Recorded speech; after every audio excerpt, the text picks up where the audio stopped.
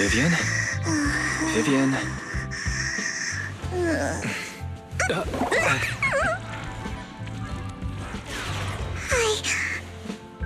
I didn't disturb your sleep, did I?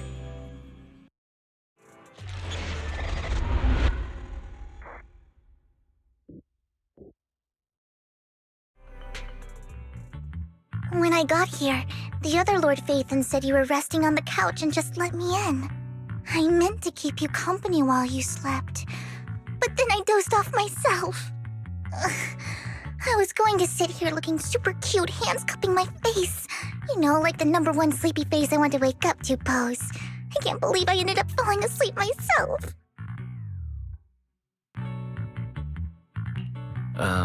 Vivian, are you sure you're awake? That sounded like sleep talk.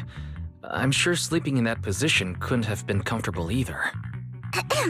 No, Lord Phaethon. I was just worried that I had disturbed your rest. Just being able to see you sleeping peacefully is already the highlight of my day. No, my entire month. Though it is a bit late, but... Good morning, Lord Phaethon. Good morning? Why so formal all of a sudden? Sounds like you're about to make an announcement. Mockingbird's death has stirred up quite the storm. I took some time to gather intel. It seems someone deliberately leaked the story that Hugo is an illegitimate child of the Ravenlock family, but I haven't found the source yet. Could it be Hugo's uncle, Hartman? Maybe he's trying to turn people against Hugo and Mockingbird by playing the illegitimate child card. I suspected that too.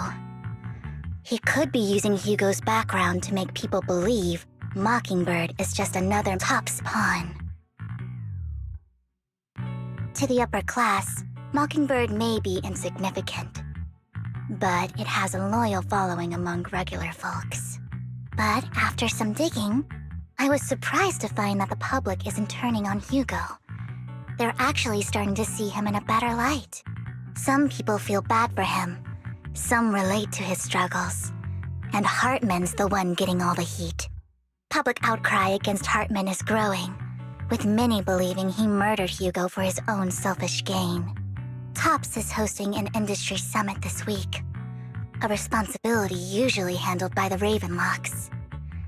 But my sources tell me another family has taken over this year at the last minute. If I'm not mistaken, Tops is intentionally keeping its distance from the Ravenlock family due to the current public sentiment.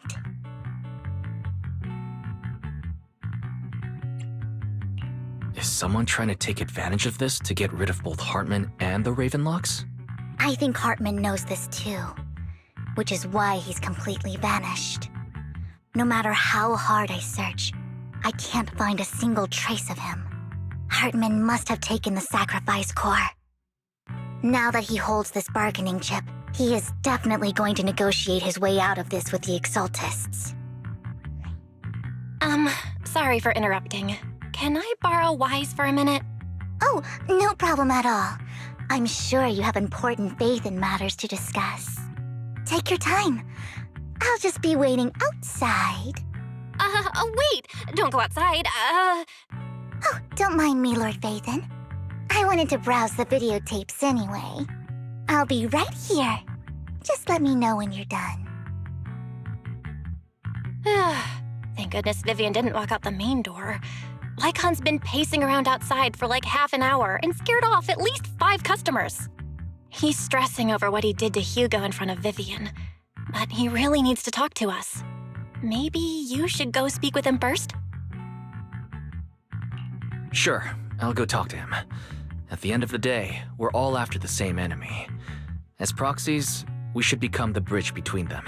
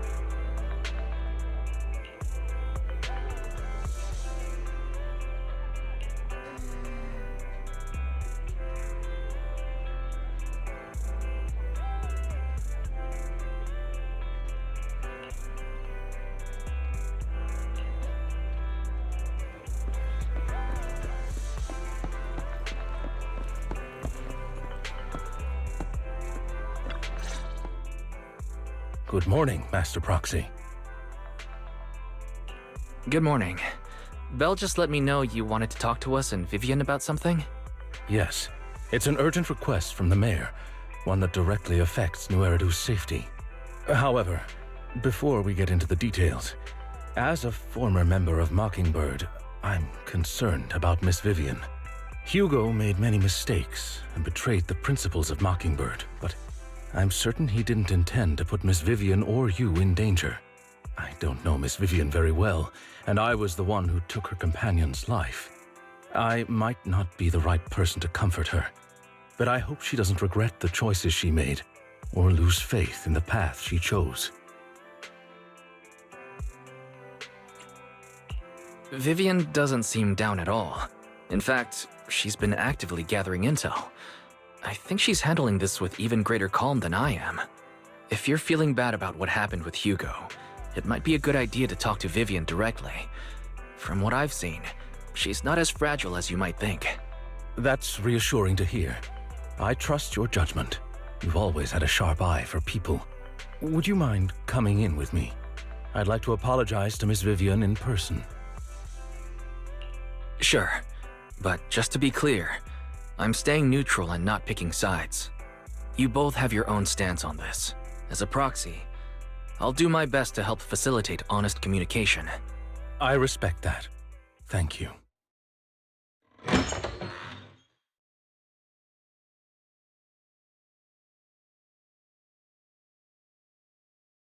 Miss Vivian, I'm very sorry about Hugo. You don't have to explain anything. I'm also part of Mockingbird. Mockingbird stands on more than just gain, so it won't fall when fortunes shift. Hugo had his fixations and ambitions. I also have things I must see through. I'm determined to get to the bottom of the Exaltists and the sacrifices. Miss Vivian, as a former member of Mockingbird, you have my deepest respect. You have my word, whatever comes next. I would never harm you or Master Proxy. As for Hugo, please accept my condolences. Condolences? That's not necessary.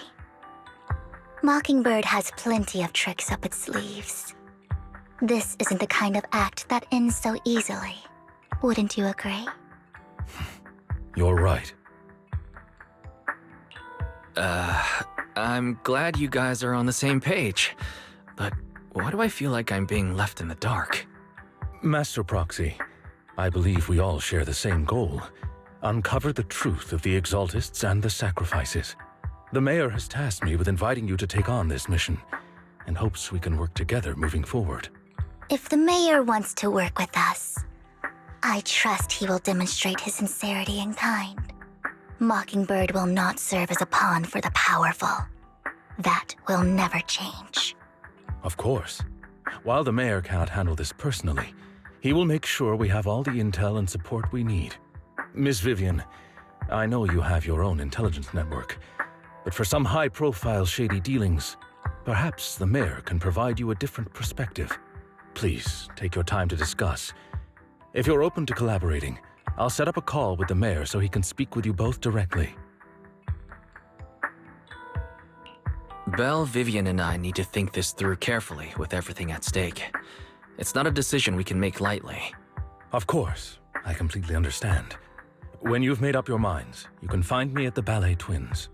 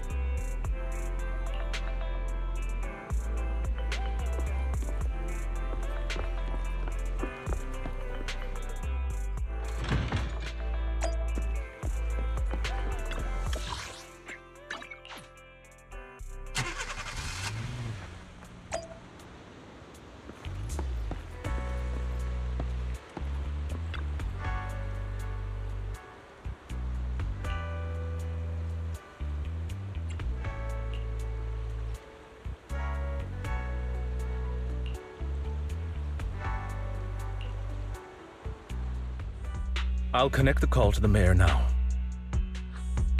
My dear friends, I'm glad you're willing to keep working with me. I'm truly sorry about what happened to Mr. Hugo Vlad.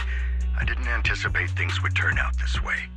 As mayor, I can't fully condone Mockingbird's actions, but personally, I had a lot of respect for Mr. Hugo Vlad. I looked further into Bringer's map. The sacrifices were created by an exaltist named Landon, who was active in Janus Quarter. Mr. Landon passed away in an accident a few years ago. Before he died, he was researching sacrifices and was said to have created a batch of serum that could turn living people into sacrifices. The problem was, the serum wasn't stable, and after his death, the recipe was lost. No one knows what happened to the exaltist in Janus Quarter back then. But it's clear that after the leader died, there haven't been major exaltist activities in the area. Bringer's map marks the locations where the exaltists' most successful attempts at creating sacrifices were. The leader of the exaltists in Janus Quarter died a few years back, and they haven't been active since. Could it be that Hartman was just acting on his own? Unfortunately, that's not the case. My sources confirmed that Hartman had been secretly in contact with someone, and they only meet inside the Hollow. Is it possible it's someone from TOPS? TOPS is a huge alliance of corporations. They wouldn't bother getting their hands dirty. Instead, they just sit back and reap the rewards. Everything Hartman is doing is to secure his place in TOPS and strengthen his power within the Ravenlock family. If my guess is correct, Hartman has gotten in touch with the remaining members of the Exaltists that used to follow Landon, helping them create new sacrifices. But what's in it for TOPS? There's no way the Exaltists would just hand over their secrets about sacrifices to Hartman, right?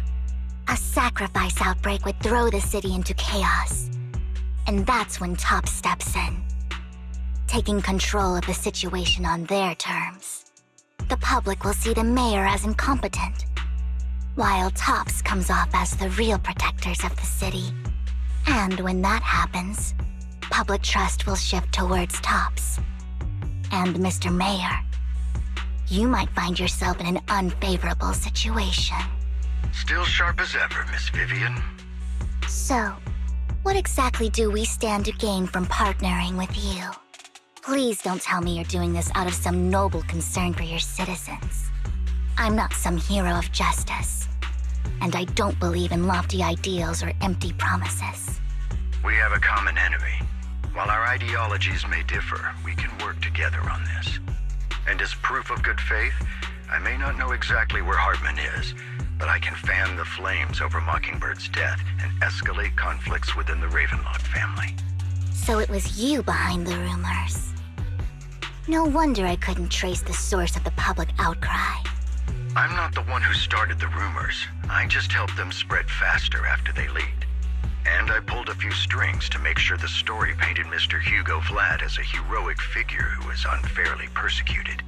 As I said before, I had a lot of respect for him, and I'd be happy to clear his name. Now let me lay out my terms for collaboration. After looking into it, I found that the dormant sacrifice you discovered wasn't the only one. There are more places where sacrifices might be lying dormant. Too many eyes are on me right now, so I can't send my own men to deal with it. I'd like to ask you to retrieve the sacrifices from those locations. I'll make sure to dispose of them once you do, so no one will be able to use them again. On top of that, I've asked a friend to help monitor your physical condition, and maybe even uncover more of your potential. Her research overlaps with your teacher's work. You don't need to worry about her capabilities. She's a Void Hunter rank special investigator. Really? A Void Hunter rank special investigator is going to be assisting us? And she's involved in our teacher's research? That's right. She's heading to Janus Quarter for some business. I wanted to set up a formal meeting, but she declined. She prefers to assess things on her own and will reach out when the time is right. She'll let you know the details then. So it looks like you both are on board with this commission and ready to help recover the sacrifices? Okay. This affects a lot of ordinary people in New Eridu. We'll do our best. I know you won't let me down. Given our positions, we might not be friends, but we're definitely not enemies. I'll leave the rest to you then. I've got to go. Goodbye.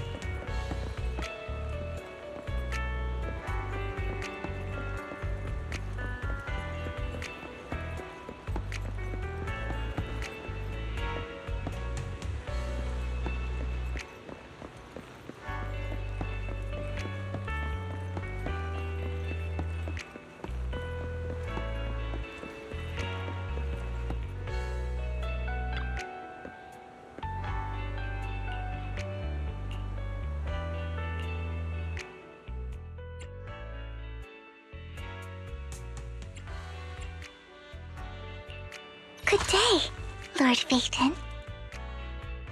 We fight. Wanna see? I would. Standing by. Hey, don't look down! Ready for combat. Pick me! My standing head made. I only. This is the path. Let's start the experiment.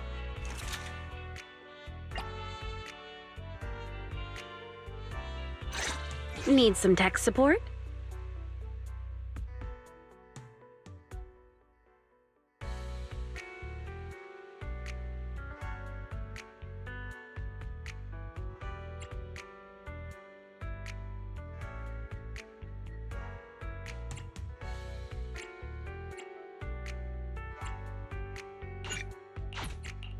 Let's start the head. I own one.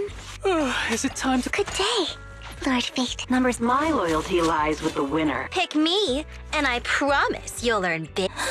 Is it? Did you call me? Yeah. I would never turn down Lord Phaeton.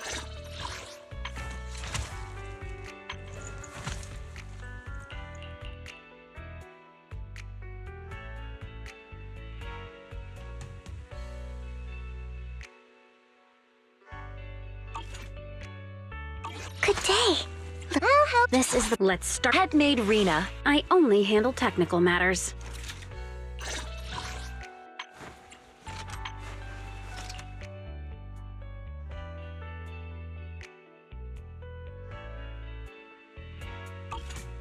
Let's start the experiment. One, standing by. I have 2 guns! And okay. Good day. It's out! If you need help... Awaiting further Did you call? eradicate all evil. I only handle technical. I'm here, so we go. Need something? Head made Rena. Pick. Ready for combat. Let's take a break.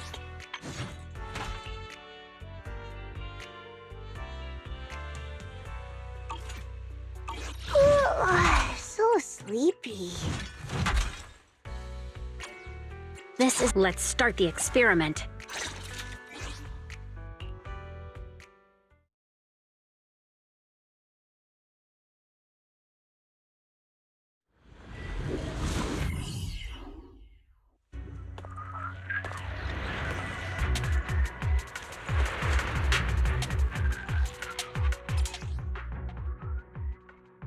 Lord Phaeton, thank you for trusting Mockingbird and me.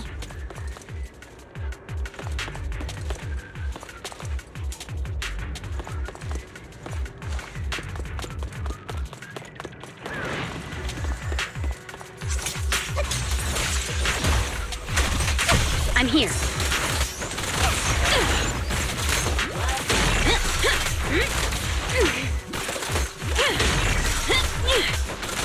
Stand still. Oh my. What's up?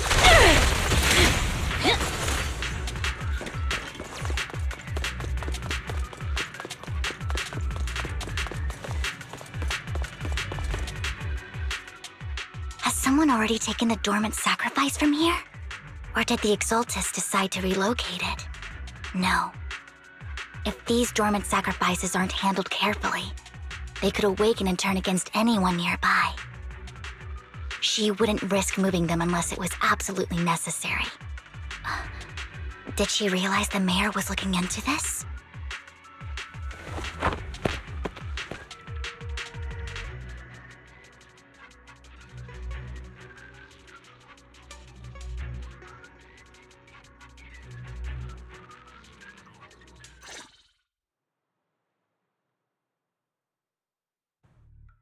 Did Hartman just make up this intel to get a shot working with us at Tops? I've been walking around forever and haven't found a thing. The Ravenlocks have always been a shady bunch. No surprise they've gone downhill over the years. I heard they were pretty loaded back in the day. What kind of business did they run? No clue. On the surface, their businesses seemed legit, but who knows what was happening behind the curtain. Probably something with the sacrifices. I mean, how else would he know about the dormant ones left around here for years? And he was so sure that even if those original sacrifices didn't work out, he had a backup plan. Backup plan? What could that be? Well, that's beyond me. I just happened to overhear something while I was next to Mr. Edmund one day. What's Tops planning to do with all these sacrifices, huh? For research? Do you think we'll ever have a normal life in the Hollows? Don't ask questions you shouldn't be asking. All right. There's nothing here anyway. Let's leave the Hollow and report back on what we found. And we'll make it just in time to clock out for the fieldwork shift. Let's get out of here first.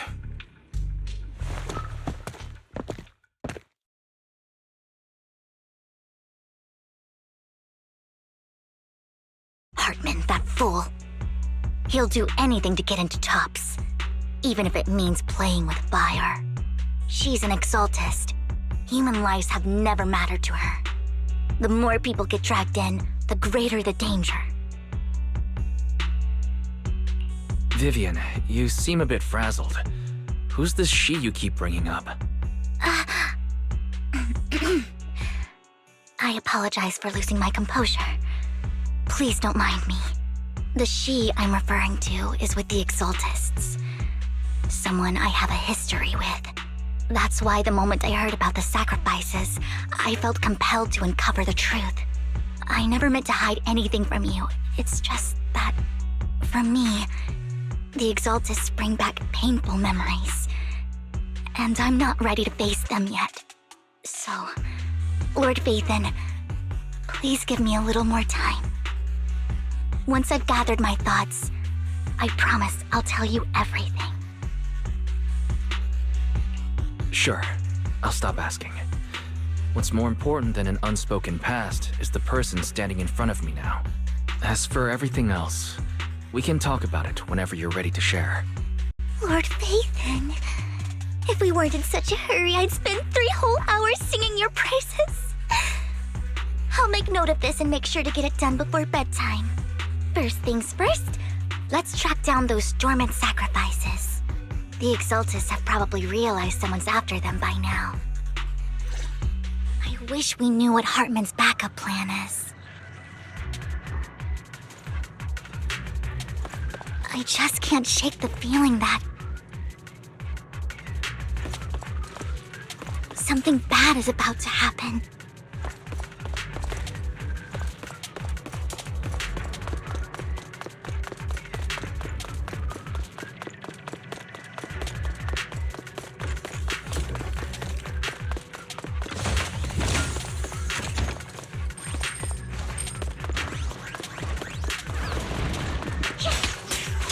Look around!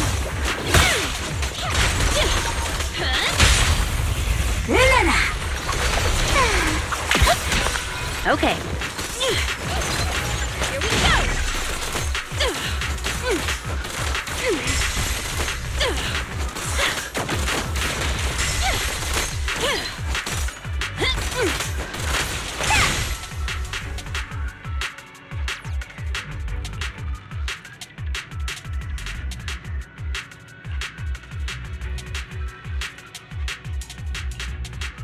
Hugo may have done terrible things, but he had his reasons. Mockingbird might be seen as the bad guys by a lot of people, but...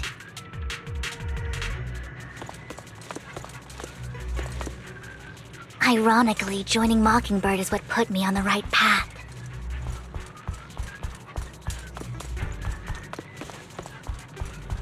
For the first time, I'm needed for more than just my curse.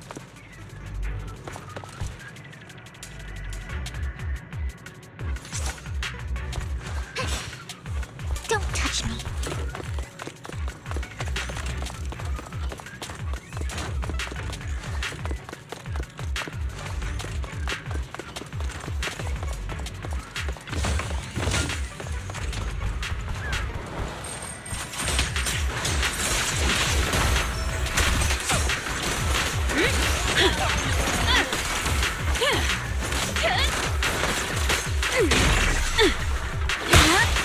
You rang?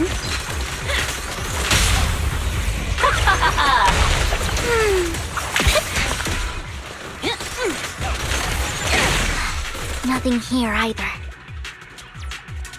Are we too late?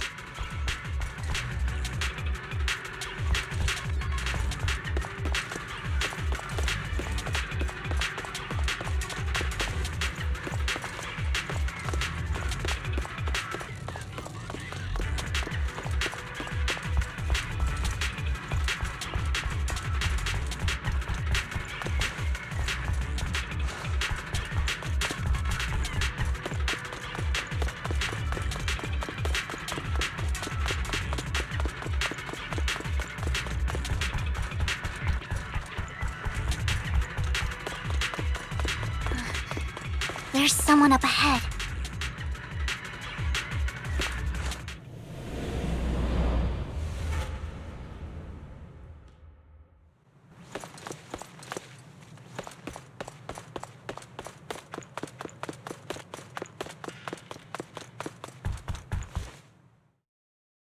I knew it was you, Vivian. Camille! What are you doing here, sis? Are you destroying the dormant sacrifice? Vivian, don't call me sis. I'm not your sister. Are you trying to stop the Exaltists? I never left the Exaltists. You know what Landon did back then! Lord Landon did it for the Creator. His methods may have been extreme, but they were necessary. Back then, you walked away. You should do the same now. We didn't meet today. Take your friends and leave. What's wrong? Are you being forced into this? I can help you. Help me? Like how you helped her? Vivian, you're crying. You see me, don't you? No, You haven't changed a bit, Vivian. No need to hide your tears. I know exactly what's ahead for me. You've made your choice, and I've made mine. One last piece of advice. Stay out of this. She loathes you. I won't tell her we met today. Don't show yourself around us again. Camille!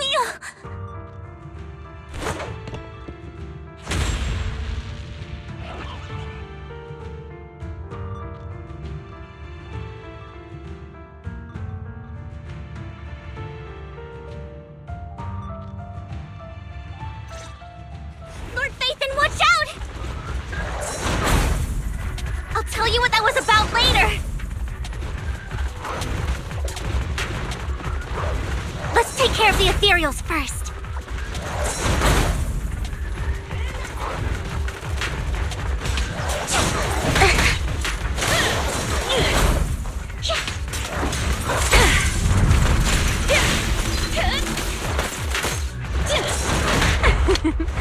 Every effort counts! Don't you know? Keep my dress sturdy and you'll pay. Okay.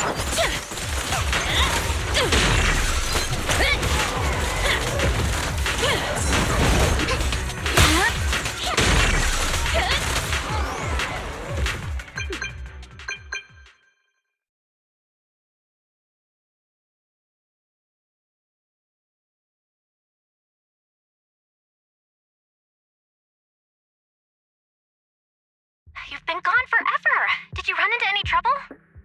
We searched the coordinates the mayor provided. Most of them were already empty. No dormant sacrifices. Camille, the Exaltists have been actively destroying the dormant sacrifices. Why would the Exaltists go after the sacrifices? I saw it too, but I can't figure out why the Exaltist would do this. And one of them is someone I once knew. I thought she would leave the Exaltists after Landon's death, but she stayed. Wait, what did I miss? Why do you know so much about the Exaltists, Vivian? When I was a child, I stayed with the Exaltists for a while. Back then, Landon was one of the most respected figures among the Exaltists in this region. A lot happened, and after Landon died, I left. I can't turn a blind eye to the sacrifices. I know all too well how many lives have been lost bringing them into existence.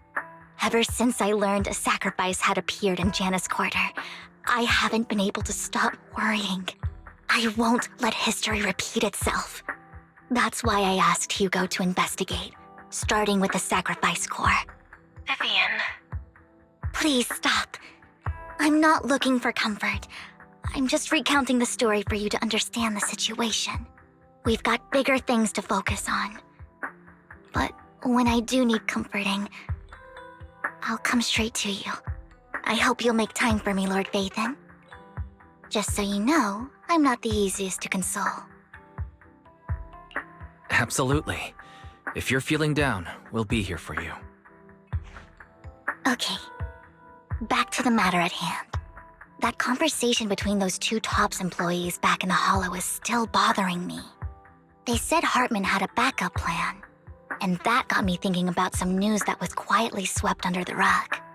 Lately, there have been mining accidents in Ravenlock-controlled areas. Many workers have died. The families were paid off with huge settlements, way more than usual. No protests, no controversy, and the issue was buried. But considering the Ravenlock's financial position, why would they be so generous with payouts? That sounds sketchy. Do you think those accidents were faked? Precisely. I don't think those workers died in mining accidents. I'm planning to reach out to some old friends, see if they've heard anything about this. Do you have time, Lord Vathan? My contacts are just near 6th Street. Care to join me? Sure. Let's go together.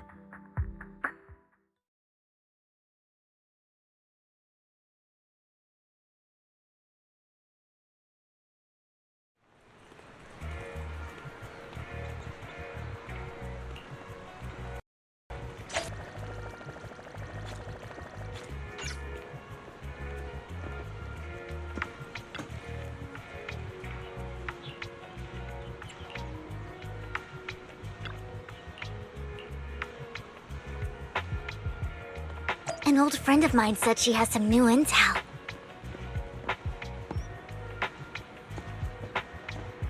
She's like a mentor to me. I learned a lot about data scraping on Internet thanks to her.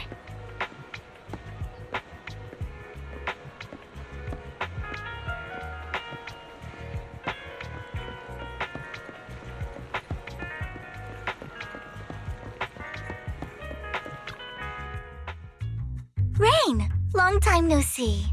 Yeah, it's been a while. Rain? So you're the old friend Vivian was talking about. Yeah, Phaethon. Long time no see. Rain! You actually know that Lord Phaethon is Lord Phaethon? No, I mean, you actually know Wise is Lord Phaethon. I didn't know right away. One time, I needed a favor from Nicole. I only found out after meeting them. I mean, who would expect a legendary proxy to be running a video store for a living? Oh, by the way, your idol... Rain! Let's not bring up old stuff. Lord Phaethon wouldn't be interested in that. Why are you all tense? Right! Lord Phaethon lives on 6th Street too and might know your idol. Remember when you traced that post on Internaut to 6th Street and actually went to check it out? And you came back all bummed, spouting nonsense.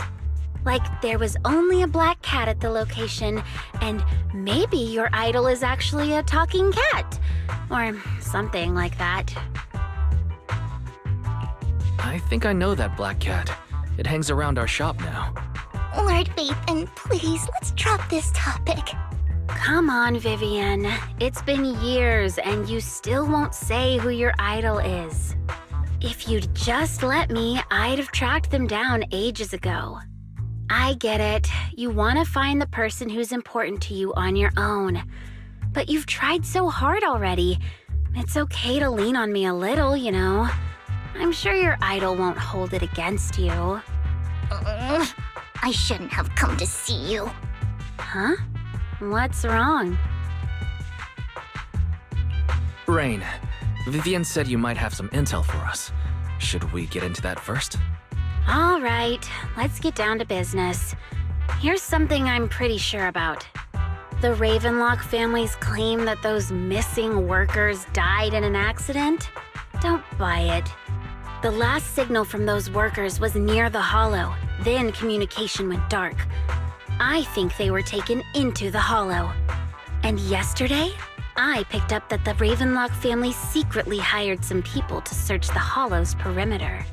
I caught a weird distress signal from someone and managed to track down the source. When I tried to reach out, the signal cut out completely. The last trace of the signal was near Lumina Square. Finding someone in real life isn't really my thing, so that's where you come in. Okay, we'll take a look around. You just said this is something you're sure of. Do you have anything you're not so sure of? I dug up some info online, and one thing stood out. A few days ago, there were some creepy sounds coming from an abandoned warehouse by the port. The place was locked up, so no one could see what was happening inside. Not sure if it's related to your search. If you don't find anything useful around here, it might be worth checking out. Well, that's all I have for you. Thank you, Rain. Don't get all emotional on me now. I'm just helping out a friend. This one's on the house. Consider it payback for the favor you did me last time. But if you still want to find your idol, hit me up.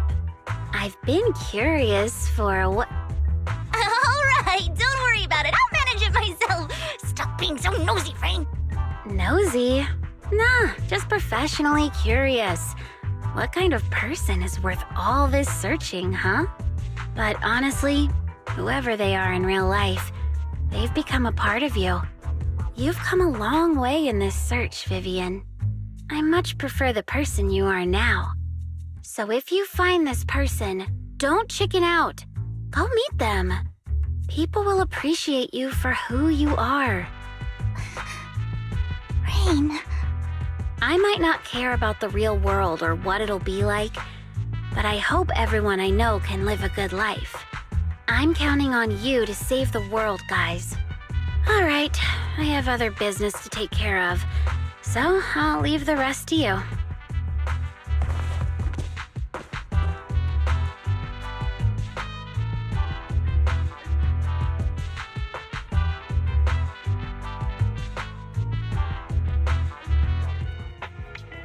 Lord Phaethon, please pay no mind to what Rain said.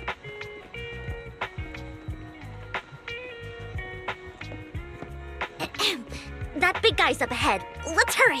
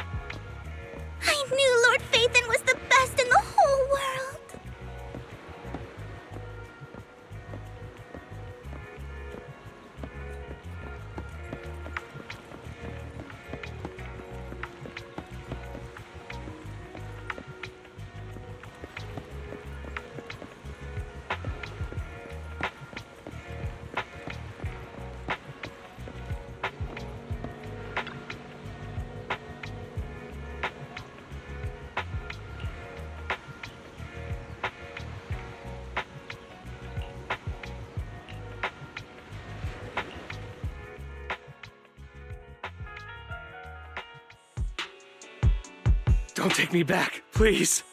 I was wrong. I know I messed up. I don't want your money anymore. Please, no. Calm down. Who are you? I won't say anything. Just let me go. I don't know anything. I swear, I know nothing. We're not PubSec, the HIA, or the Ravenlock family. We won't force you into anything. There's no need to be afraid. What do you want from me then? We simply want to know where the Ravenlock family took you and what they made you do. I can't say. I can't tell you. I have a family. They'll hurt them. You never saw me. Please, just stop asking. Don't you wish to see your family? I don't deserve to see them. It's my fault. I was greedy. I did this to myself. But your family must miss you dearly. I'm sure they won't blame you. No, it's my fault. It's all on me. I don't want to drag them into this. If the whole ship is sinking, no one on board can escape.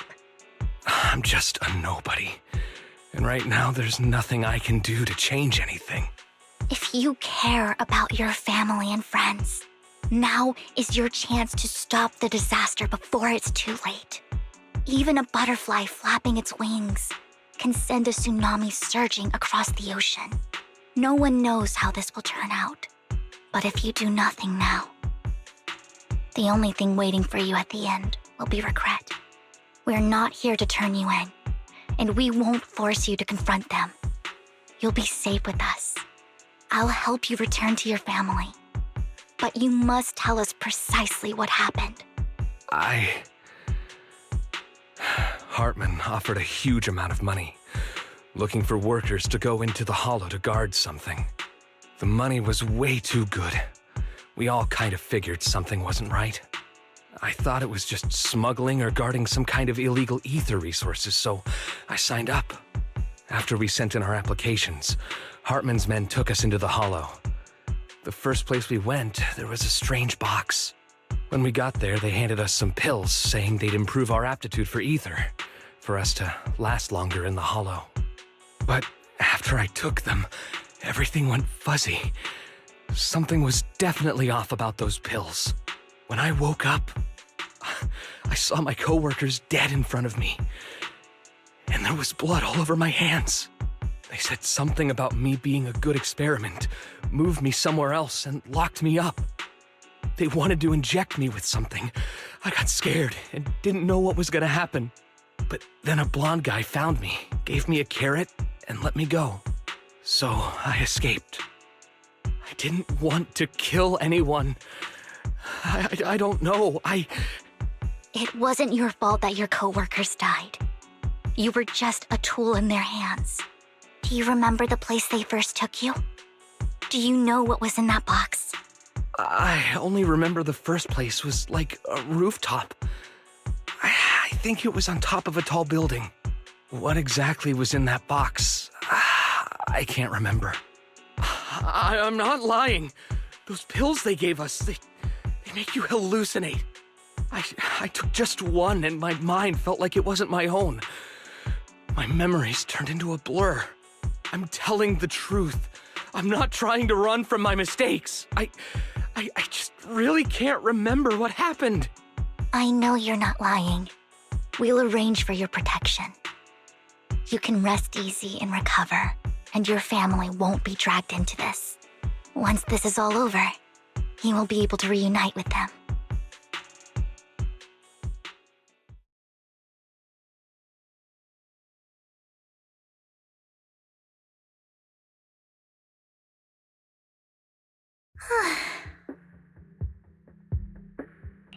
Sometimes I wonder if you've had some kind of special training, Vivian. No matter who you're up against, you seem to analyze the pros and cons and make a judgment in no time. Actually, I wasn't always like this. I used to run away when things got tough. There was even a point where I just wanted to disappear. As if my very existence was the source of suffering. I wondered. Perhaps leaving it all behind could put an end to the pain. It's hard to picture that. My first impression of you was pretty, assertive. Well, I was on a mission at the auction when we first met. And just as Rain said, I've come a long way from who I used to be. Speaking of Rain, it's quite a coincidence that you two know each other and are actually close. You even know one Denny Boo. That surprised me. We might have crossed paths without even realizing it. Enough about me. Tell me more about you, Lord Phaethon.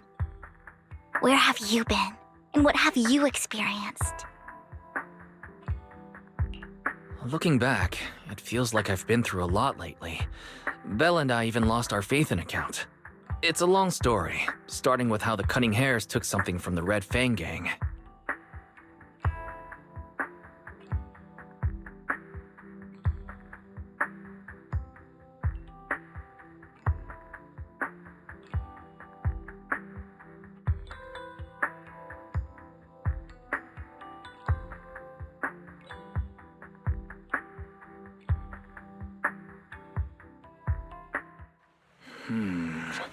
It should be around this area.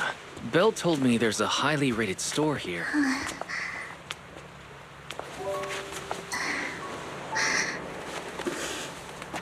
Lord Phaethon! What's wrong? I've seen that black cat on 6th Street.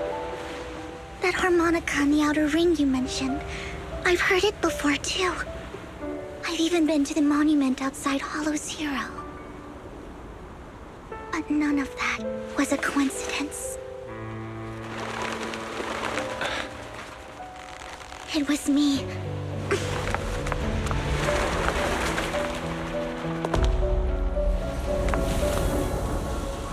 Following you, and now I've finally made it to your side.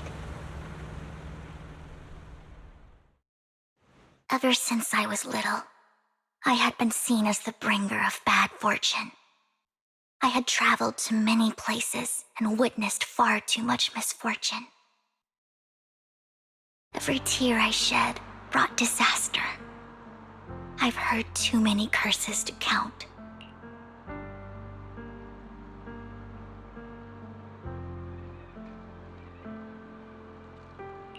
I loathed my tears as much as I despised my own existence. Wherever I stayed, tragedy followed. I had roamed too many places, and each time, it ended the same way. I didn't know where I could go anymore. One night, I stumbled upon a post discussing me. Whether they knew me or not, everyone seemed convinced that I was the source of the curse. Some mocked me with cruel intent. Some wished I would vanish, and others speculated maliciously. It really seemed that my very existence was a disaster.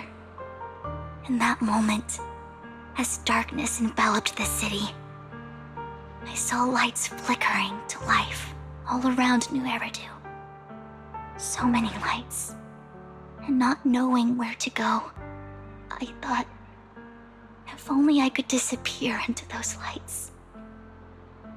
I made up my mind, and right then, my phone rang.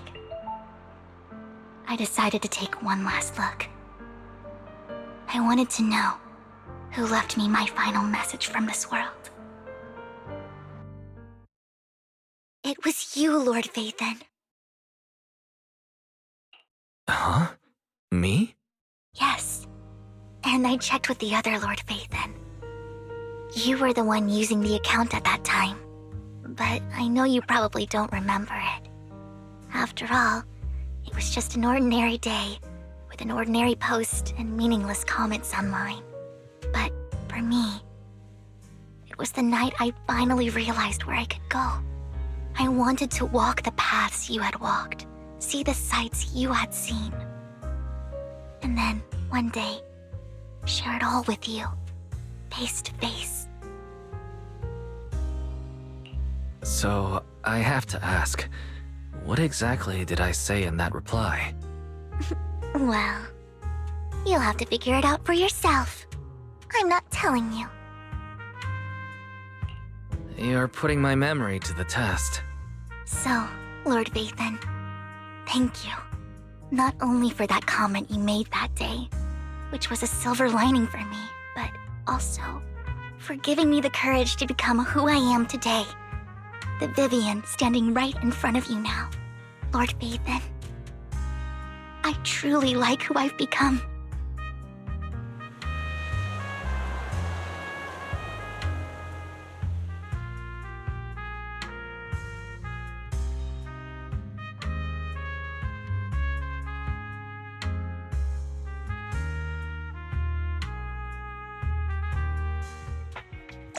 Lycon just sent a message.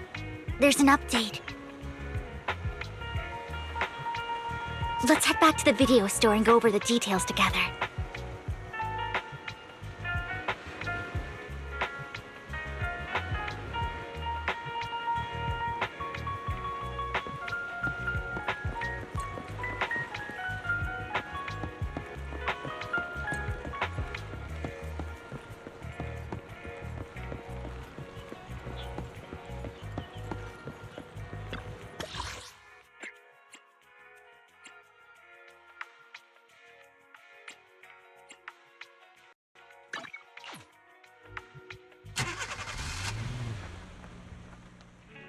Wise, you're back. Looks like Lycon's tied up with something. He said I should just chill until you're back, and then we can talk online. I'll call him now. Master Proxy, Miss Vivian.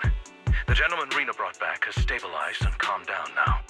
Based on his account, we've identified where Hartman is hiding the core. He also mentioned that Hartman plans to trade the core with a group of people.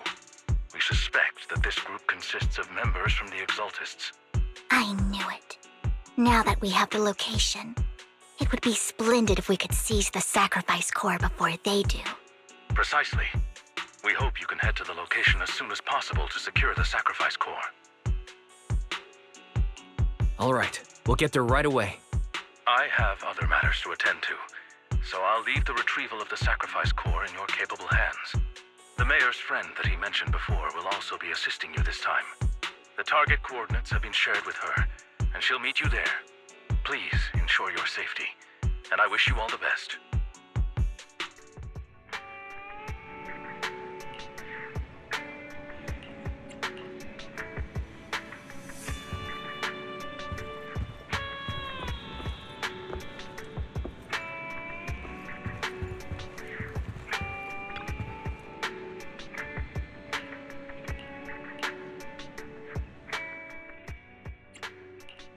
I would never turn down Lord Faith. Did you call? This is. Let's start the experiment.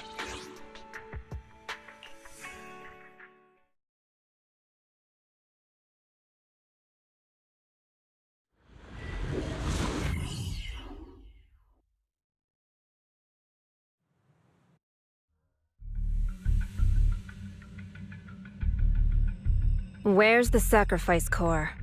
Camille, you really think I'd stroll around with something this important?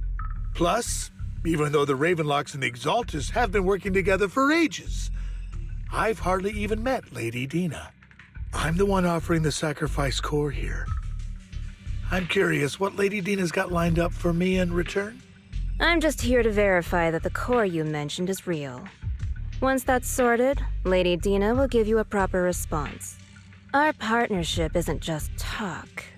We need to be sure you have what we need before moving forward. Sure thing. I'll take you to where I keep the core.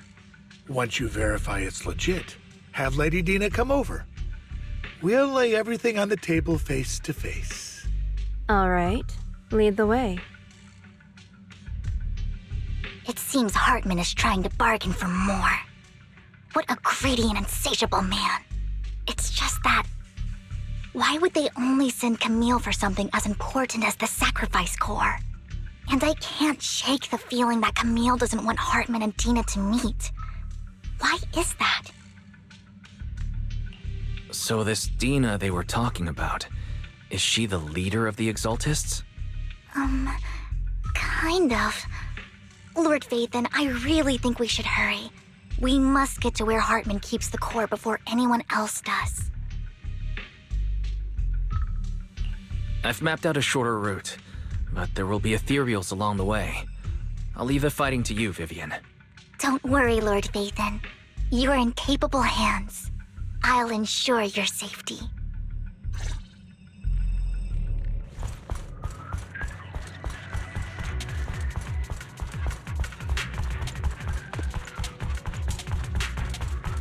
Ethereals! Stay away from Lord Vathan!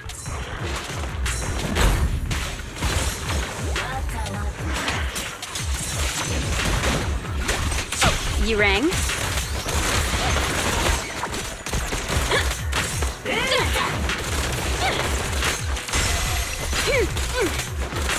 Stand still.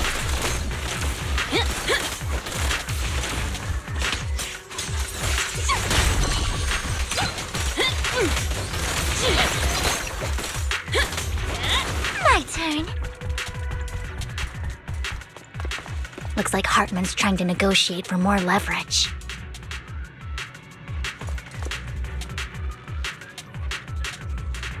Let's get out of here before we're spotted.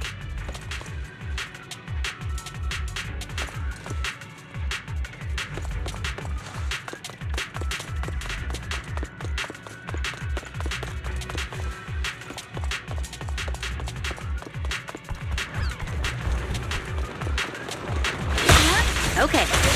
Let's keep moving, Lord Vathan.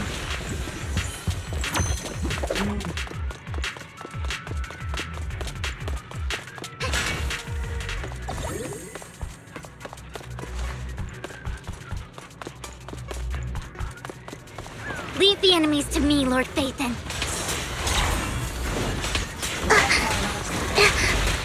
Look around.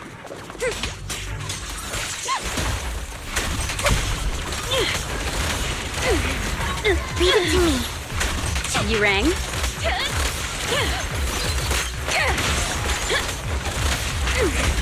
Just this once.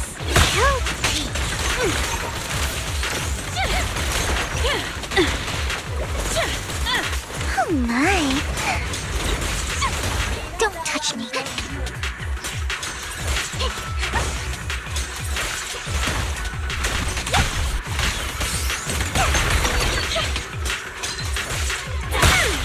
I'm here.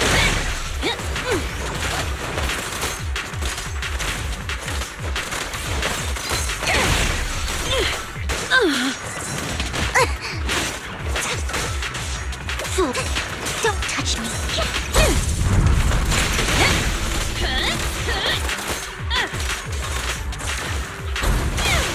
Allow me. They're still over there. Looks like they're arguing.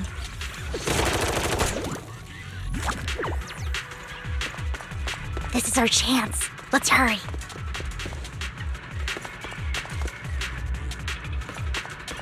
Don't touch me.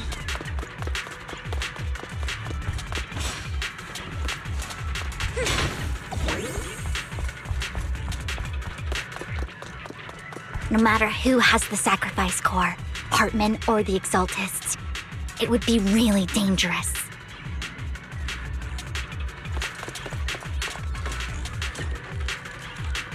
Our best move is to seize it before they do and destroy it.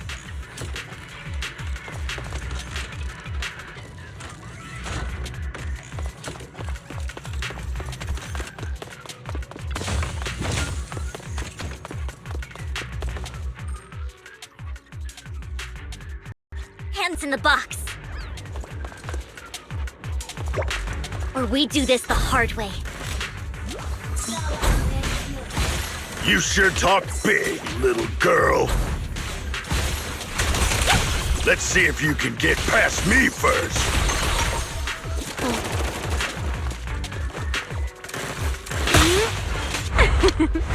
Every effort counts!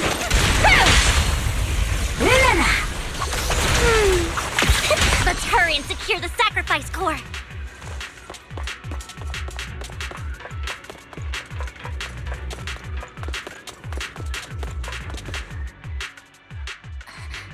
Lord Vathan, the box is empty.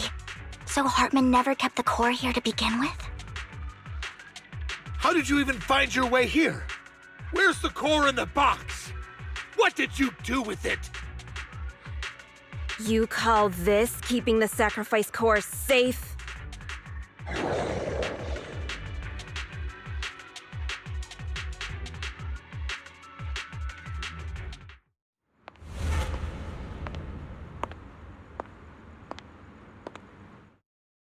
Vivian, it's been ages. Dina! Oh my, you actually remember me. So sweet.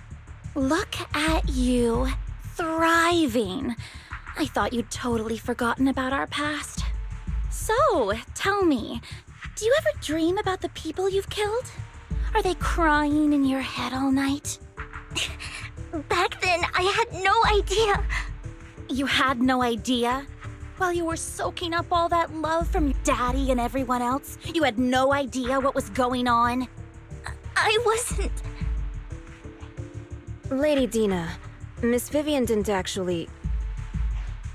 Camille, when did I say you could meet up with Hartman today? I just wanted to make sure the sacrifice core is legit. I was worried Hartman might try to pull a fast one on us. Really? So loyal. I thought you'd be more like the old days. Just a few words from Vivian and you'd be plotting my demise. Just like what you did with Father. I won't, Lady Dina. Don't even think about betraying me, Camille. You owe me for what went down back then. However, I do understand your worries. This core, it's fake. No way! I got this straight from Hugo. It can't be fake. How can you just claim it's fake without any proof?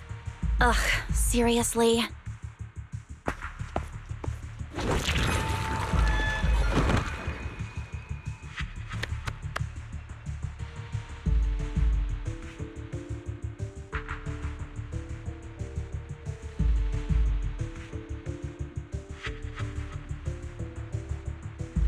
The sacrifice core can max out the ether particles within human bodies in no time at all. But look at your little subordinate. How uncouth. He's making noises like some animal. Can you shut him up? So annoying. The masterpiece Father made for the Creator isn't this worthless piece of junk you're holding. So, the real core. Vivian, where do you think the sacrifice core is really at? I don't know. If I knew where the real core was, I'd destroy it without a second thought. Dina, you understand what the sacrifices are. And you know those who were blessed should not have to endure such horrors. Oh, they shouldn't have suffered those horrors. Weren't you the one who decided if they'd be blessed or not? If it weren't for your tears, how would they have encountered such misfortune? How self-righteous, Vivian. Their fates were in your hands. It was you who brought disaster on them. Landon just needed an excuse. He needed someone to blame. Whether I shed tears or not, he'd treat living beings as mere subjects for his sacrifice experiments. Dina, you know all of this. Landon even went so far as to sacrifice you. Shut up, shut up, shut up! Father did it for his great cause. Vivian, why do you always mess everything up for me? Everything! You did it before, and now again! You just had to ruin my plan. I was so close to fulfilling Father's last wish. If you don't give me the sacrifice core, be prepared to become food for the ethereals. I told you I don't have the sacrifice core. Otherwise, I would have destroyed it already.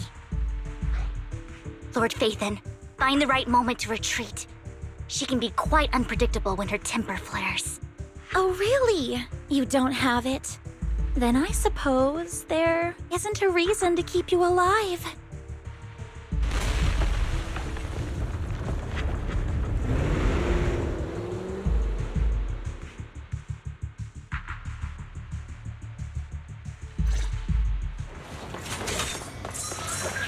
More ethereals are coming.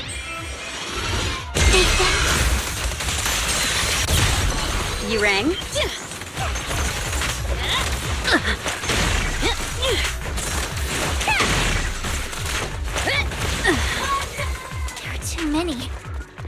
chance to get out of this!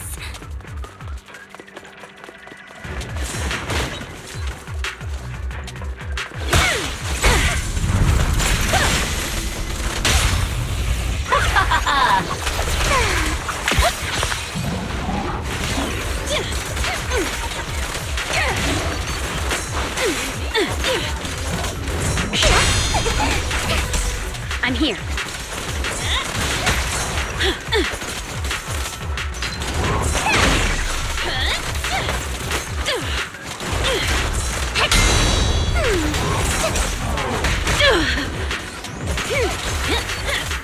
Dodge now! You better not get Okay. upset. Oh, this little one is so cute! I'll just explode!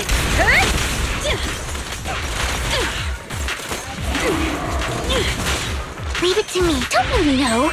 Get my dress dirty and you'll pay. Stay away from Lord Nathan! There are so many.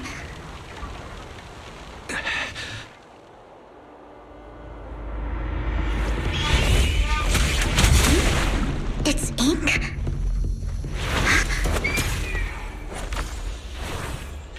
Shun Palace, good fortune, closed gate, safety. What? An evil miasma gathers here. Another place of conflict. If you wish to avoid disaster, then head southeast.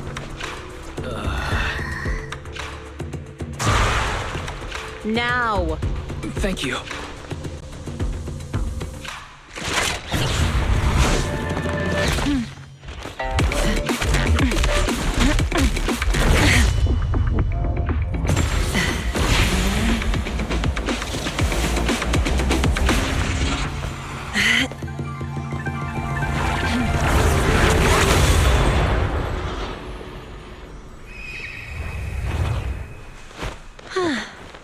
Finally, peace and quiet. You must be wise, right? Mayflower mentioned a special partner might need my help. May I ask, who are you? I'm the 13th generation master of Yunque Summit. You can call me Yixuan. Mayflower passed along your info, and I was curious what kind of person you are, so I came to see. At first, I thought it might be a hassle, but your energy feels really calming. Quite nice, actually. So, you're the investigator the mayor mentioned. Yes. He also asked me to be your temporary teacher and offer you a bit of guidance. Guidance? What does that mean exactly? Unfortunately, this isn't the right time or place to talk. I have some investigation work to catch up on, and it seems you've got quite a lot on your hands, so let's part ways for now. I'll find a good time to visit you soon.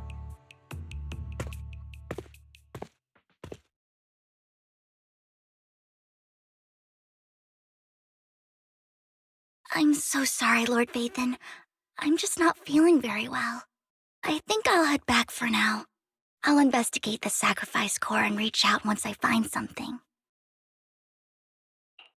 You don't look so great. Let's get out of here and figure things out later.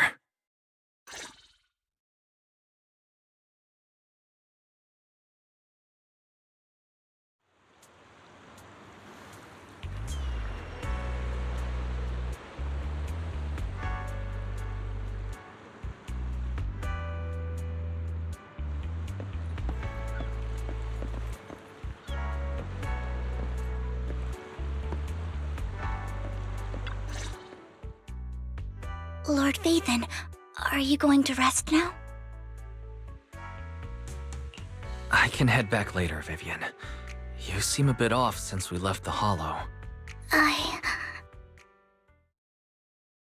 If you want to talk about what's bothering you, I'm here.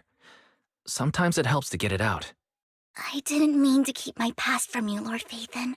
When I was little, people thought I brought misfortune, so no matter where I went, no one wanted me around for long. Then, one day, Landon adopted me and brought me to the Exaltists. There, I met Dina, who was so kind to me, treating me like a dear sister. She told me her father, Landon, was a great man who'd one day make everyone stop fearing the Hollows, so all life could live freely inside and outside of them. Tina helped Landon pick people for the blessing, and everyone in the Exaltists respected her greatly. Those who received the blessing would have a better ether aptitude, allowing them to enter the Hollow freely without fear of sudden disaster.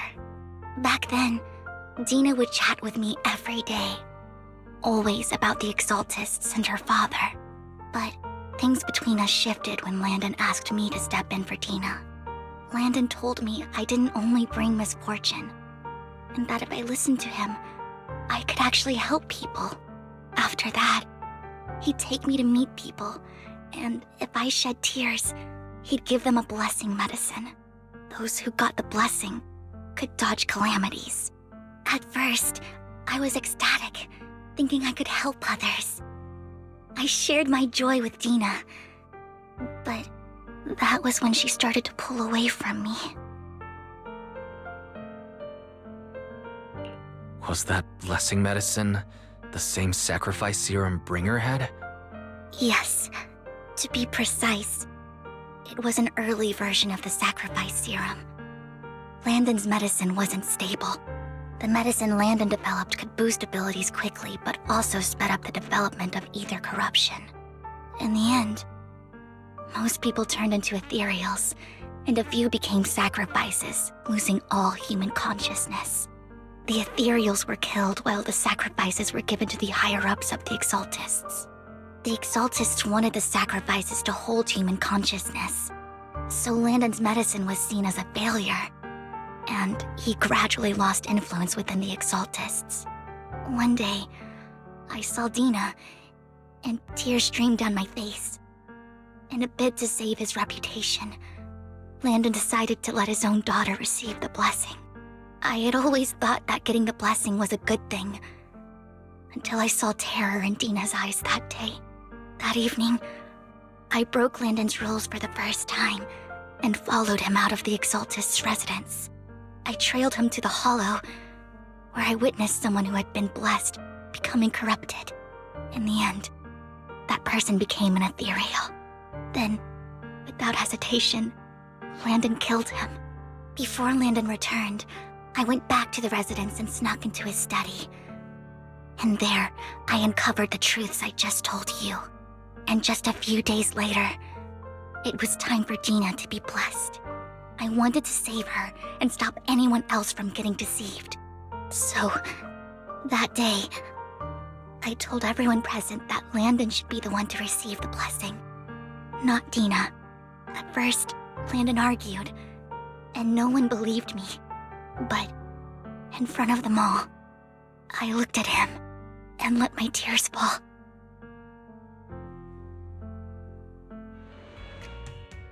Lord Landon, please accept the blessing. Vivian, you... Why won't you accept the blessing? Were you lying to us? Ungrateful fools! You have no use anymore! Liar! Run! Run! Dina! Dina, wake up! We have to go! Vivian? What's happening?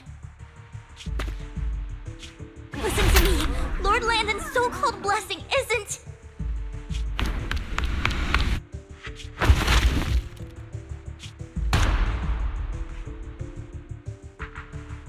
Father!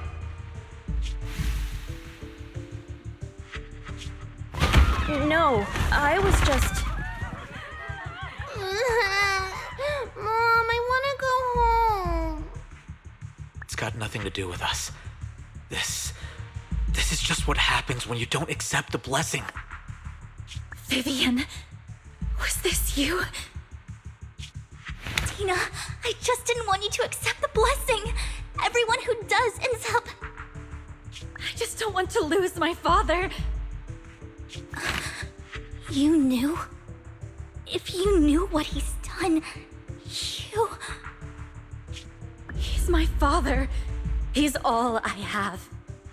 Stop being self-righteous, Vivian. You only ever bring misfortune.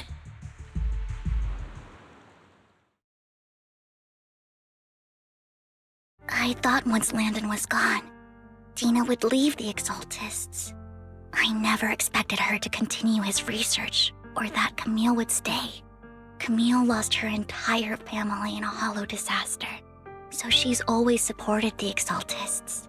She's not a bad person.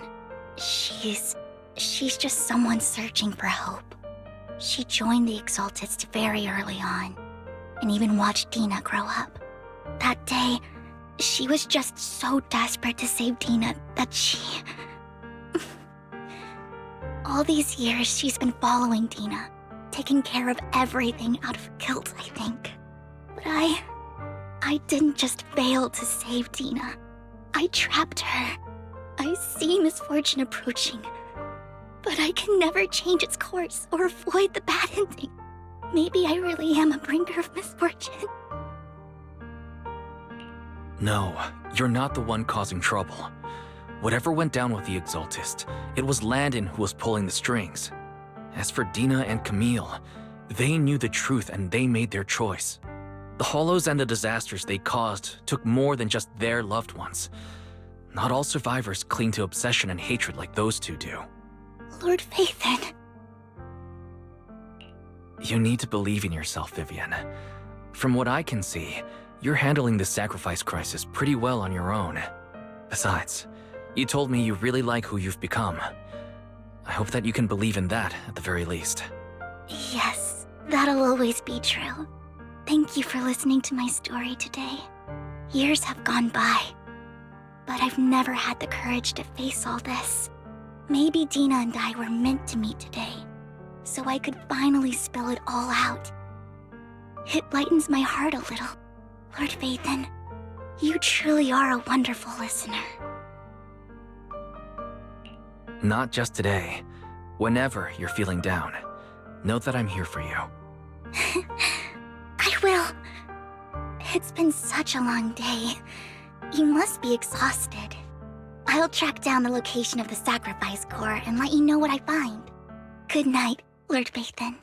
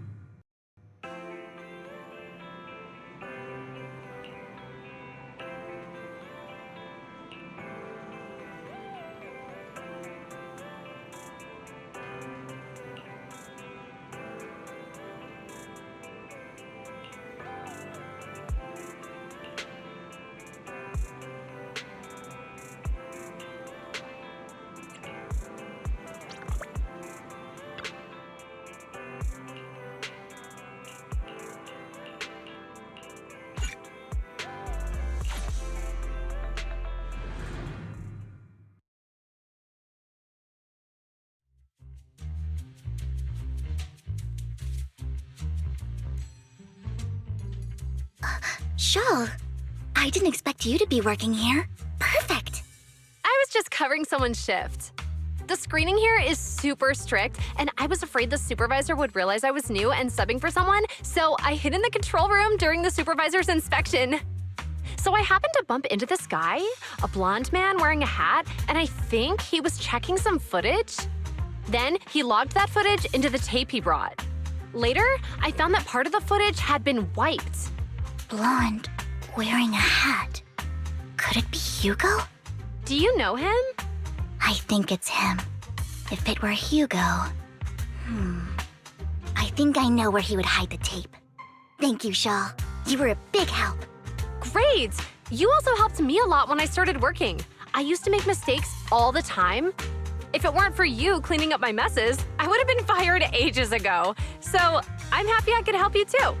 All right, go ahead and do what you need to do. We'll catch up another time.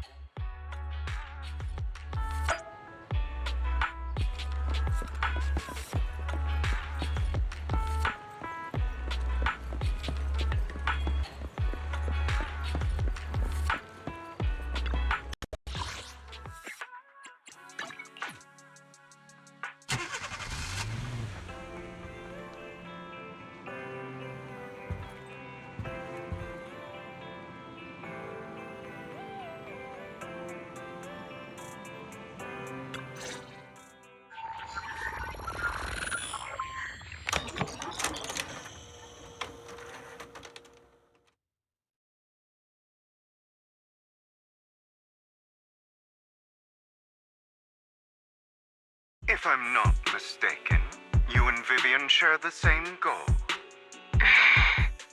Silence is no good for negotiation. I just don't want Dina to reach a point of no return. Hasn't she already reached that point with what she's doing? The formula for the Landon serum was lost, but a batch survived, and Dina was able to develop a substance that can be used for mind control. She's trying to combine the two to make sacrifices that would obey human commands. If the dormant sacrifice and the remaining Landon serum are destroyed, we can put an end to this. Dina's concoction can't create sacrifices on its own. And the sacrifice core? That belongs to the creator, not her. Although I find Landon's methods despicable, I can't deny that the Exaltists and the creator are leading us in the right direction. I just don't want Dina to spend her life trapped by her father's mistakes. I mean, no offense, but I find your protectiveness rather weird. I will confirm the location of the dormant sacrifice and find the chance to relay the information to you. I do not want any of my people to be going into danger. As for the sacrifice core, I can only guarantee that it will not fall into her hands. As for how things will ultimately play out, the creator will guide me.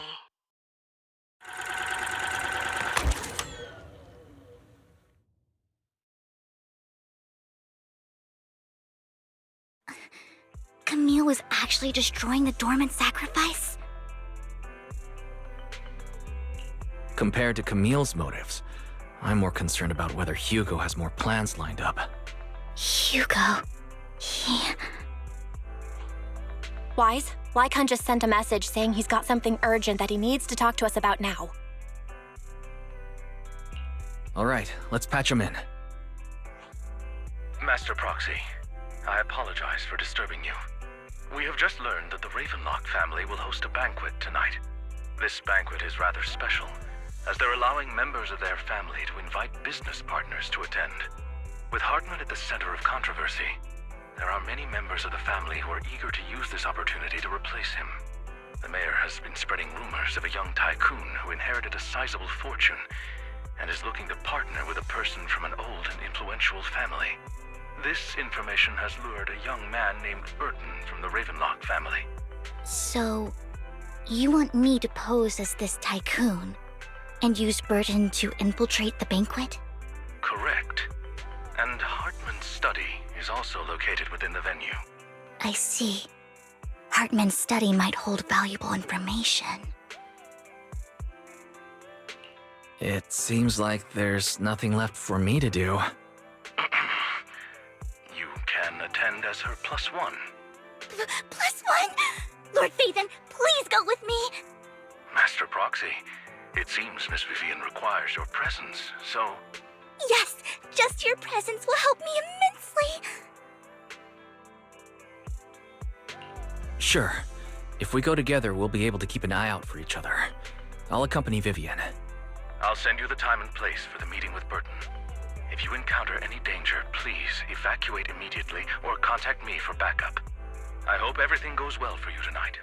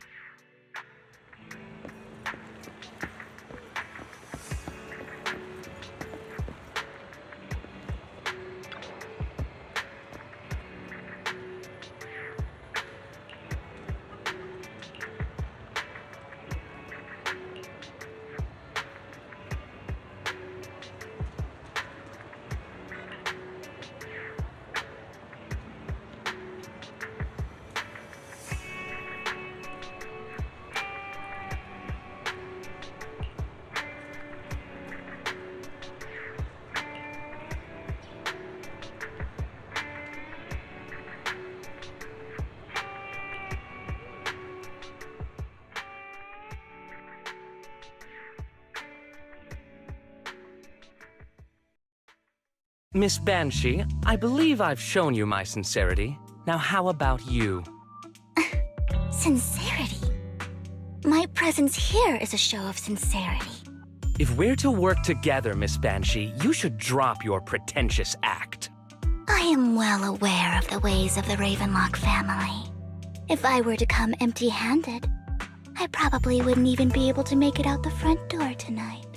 Since I agreed to come with you, and even brought along my most precious companion, does that not show my deepest sincerity? No need for such an off-color joke. Our door is always open for those coming or going. We both know what's what, so let's cut the small talk. I know far more about how the Ravenlock family made their fortune than most here. I am also well aware of why Hartman, despite such a massive scandal, still remains in power. Oh? Do tell. Exaltists, blessing, sacrifice, Landon. Where would you like me to start? How did you know that? No, who are you? Don't be so tense. If I'm not mistaken, it's about time the banquet began. My companion and I are practically famished. Is this how you treat your guests? By letting them starve? Perhaps when we've had our fill, we'll remember where the sacrifice is hidden. You know where the sacrifice is? So, can we go get something to eat now? And I'm also looking forward to receiving a special dessert from you. We can discuss what you wish to know while we enjoy dessert. Of course. I wouldn't let such an important guest discuss matters on an empty stomach. As for dessert, I will prepare it myself, and I guarantee it will satisfy you. I'll come find you later. I wish you a pleasant evening.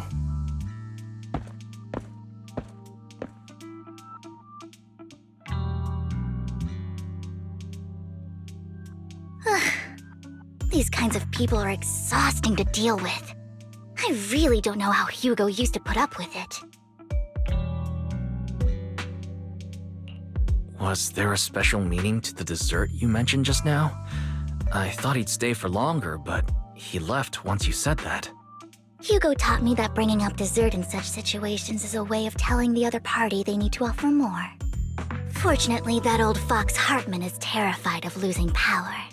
He's definitely keeping the destruction of the sacrifice and the fact that the sacrifice core is fake hidden from the other family members.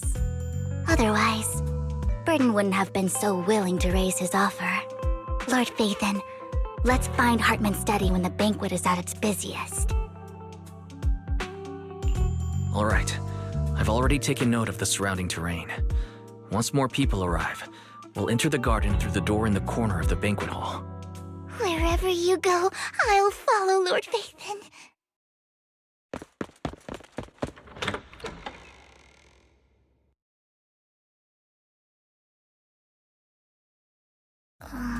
Isn't this going a bit too well? The security outside of the manor is really strict, but maybe it's more lax on the inside? Just in case, though, let's contact Lycon. Right.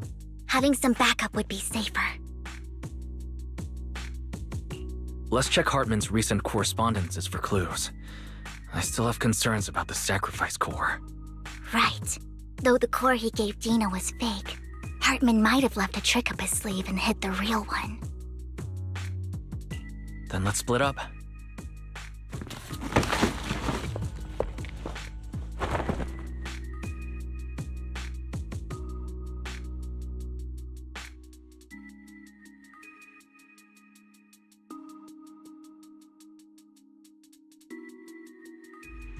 Esteemed guests, is the catering at the Ravenlock family banquet not to your satisfaction?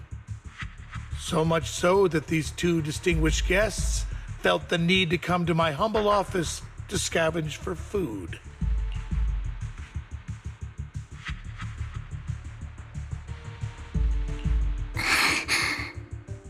Don't want to come out? Well, after all, you don't have long left. Burton, that greedy idiot, fell for the mayor's trap. But I never expected that he would bring you into my territory. I suppose I should thank him. Otherwise, I would have had to go to great lengths to eliminate you. Vivian, Phaethon, give Hugo my regards. Tell him I shall be taking the wealth and power of the Ravenlock family for myself.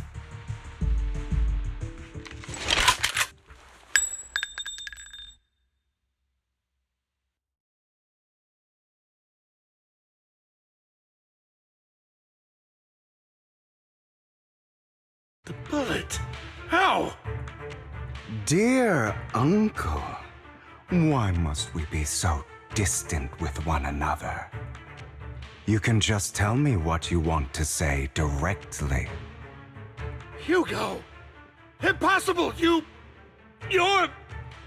Uncle, you must know a Ravenlock will never stop until they get what they want. Did you really think I would be defeated so soon, when I have yet to trample you into the dirt? You filthy bastard! You only know how to resort to these petty tricks! Petty tricks?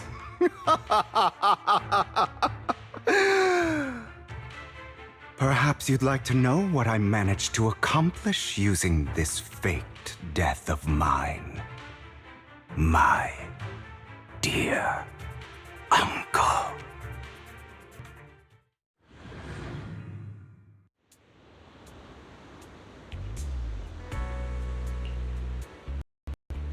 My own death. Hope it's all worth the theatrics in the end.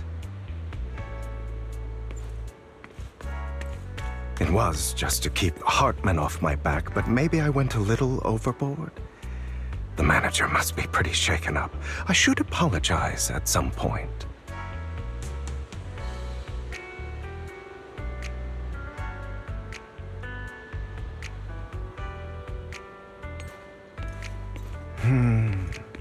Guess I'll also bring Lycon along. He's my partner in crime, after all.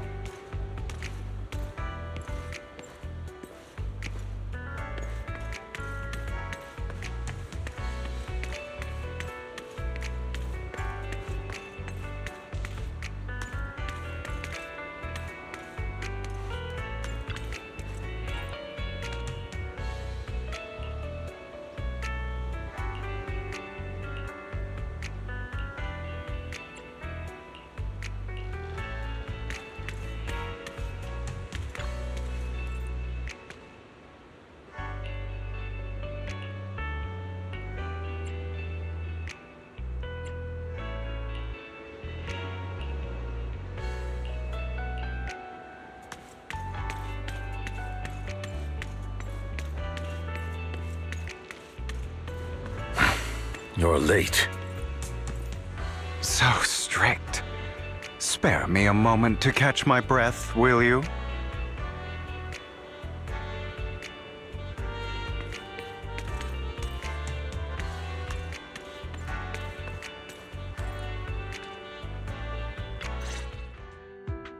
You're taking longer to rest than I expected.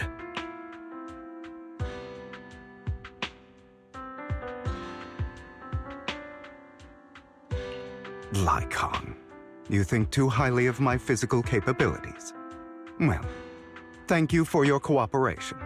I must say, if nothing else, at least your acting skills have improved. Why do you look so angry? You should be happy. We pulled that off together with flawless teamwork and managed to fool everyone. Drop your foolish facade. I'm glad you still remember the code we set all those years ago. And thank you for ensuring your sleight of hand didn't deteriorate. Oh, right. I should also thank the blood bag hidden in my clothes and our other props. Do you remember when we last used this trick? It was probably ages ago. Sometimes I really don't understand you. Have you never thought about what the consequences would be if I didn't understand your code? If I decided against helping you? Or if I just couldn't control my strength properly? You'd understand it. Of course, if things really did go awry, I had alternative plans. You wouldn't be so arrogant as to think I'd bet everything on you, would you? You're insane. Aw, I'm flattered. So what exactly is the purpose behind all this? Surely after going to such great lengths to erase your own existence, you don't just plan to hide here and reminisce about the past with me. Don't try to brush this off. I've already helped you enact your plan. Tell me the truth. Don't get your tail in a twist. I have more plans that require your assistance, so naturally I would not hide anything from you. Simply put, as things stand, whether as Hugo Vlad or as Mockingbird, I am doomed to die. Seems you've made quite a few enemies. As a member of the Ravenlock family, I negotiated with Edmund and managed to obtain resources from Tops for my future plans. I also confirmed what attitude they held toward your master, the Mayflower family. Meanwhile, I used my identity in Mockingbird to strike a deal with Hartman and gather information on their collaboration with the remnants of the Exaltists. That's where I got my intel on what Bringer left. Oh, by the way, the crime declaration letter that your dear mayor received, that was also sent by yours truly. He's probably figured that out by now, right? Though I'm not sure if he told you. The mayor learned about the sacrifice attacks through his own means, but lacked an opportunity to take action. That warning letter was precisely what he needed. You aren't hopeless yet. How delightful. In short, I'm more well-informed than your lot because I get around, dealing with all these different important figures. But of course, it comes at a cost, it's only fair. After all, you can't hide the smoke from a wildfire. Rather than trying to carefully tame it and risk setting yourself alight, it's better to let it burn free. When I helped you put on your little act, killing you in front of everyone, you left the sacrifice core to Hartman. That was intentional too, then? Oh, yes. And it worked like a charm, didn't it? Now no one cares for me anymore, and all eyes are on Hartman. A perfect situation for keeping the Ravenlock family in check while dealing a cutting blow to the Exaltists behind them. Another crucial point is Vivian and Phaethon. I must sever any ties they have with me or Mockingbird. Although I feel bad for Phaethon about what happened, but it had to be done. That's the only way they would be safe, allowing the plan to continue. I noticed that you never turned your blade toward Master Proxy. So, those words you said back then were also... I will bloody my hands. I will carry the weight of my sins. I will become the Abyss. Obviously, it was all an act. My acting has always been impeccable, as you know. Hugo, you're taking such a tremendous risk. Why? Would you believe me if I said it's for justice? But unfortunately, it's not. I want revenge on the Ravenlock family. And I will make sure that despicable excuse for a human being, Hartman, suffers a slow, torturous end. Of course, I also promised Vivian that I would help her investigate the whole thing with the Exaltists. That's all. You don't look too good. Is it your wounds?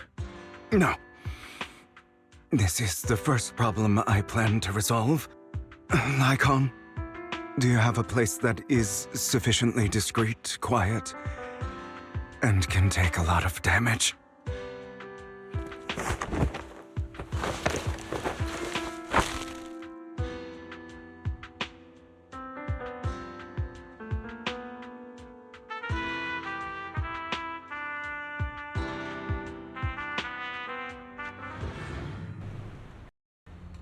What exactly are you doing?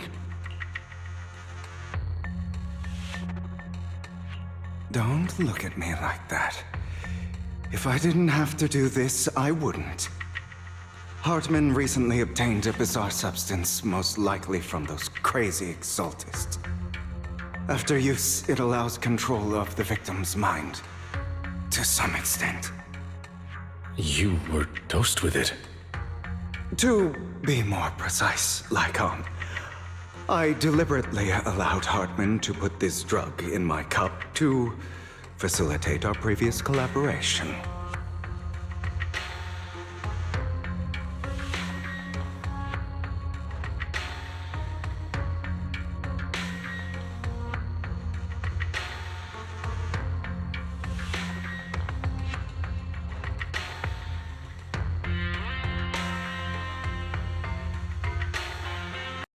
After finding out about it, I quickly found someone to help analyze its composition.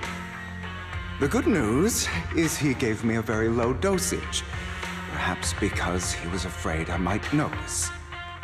There's a different medication that can delay its onset, preventing me from actually being under his control. I simply need to put on a show in front of my dear uncle.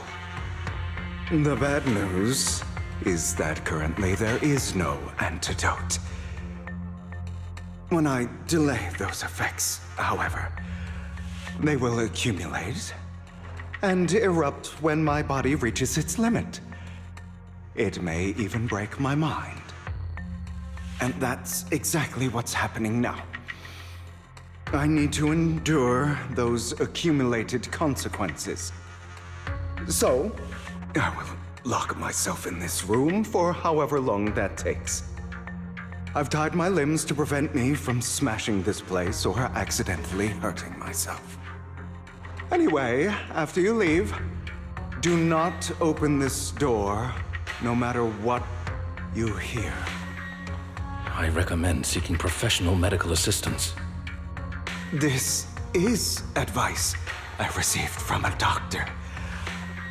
Or are you saying you don't believe I can make it?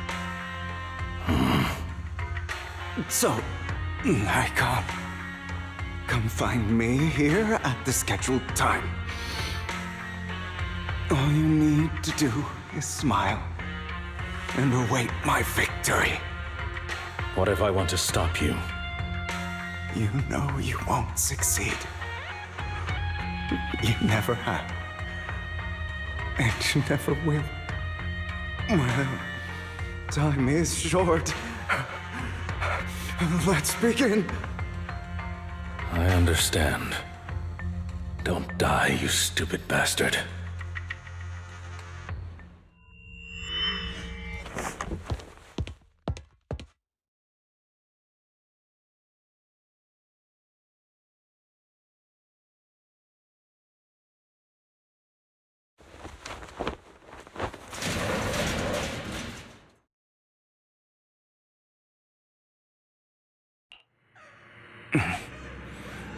Is this because the side effects haven't worn off yet? Lycon's late. I'm surprised. Or is something wrong with time itself? Looks like someone's over there. Might as well go ask.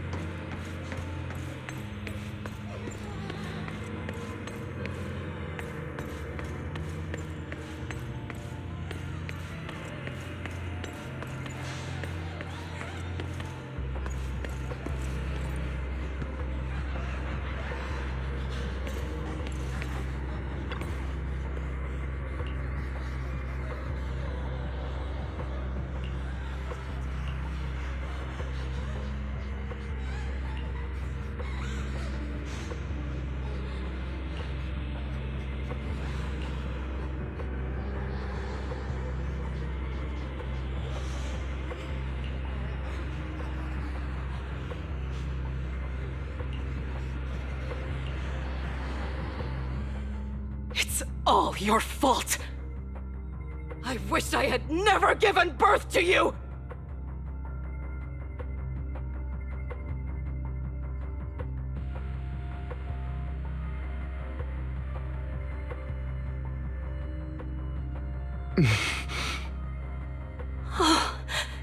Everything will get better if you just die, right? If you die, he'll come back. We'll have another, more perfect child. One who will inherit the Ravenlock family bloodline. Then I'll be able to escape this pain. So, Hugo, for the sake of Mommy's happiness, just die, okay?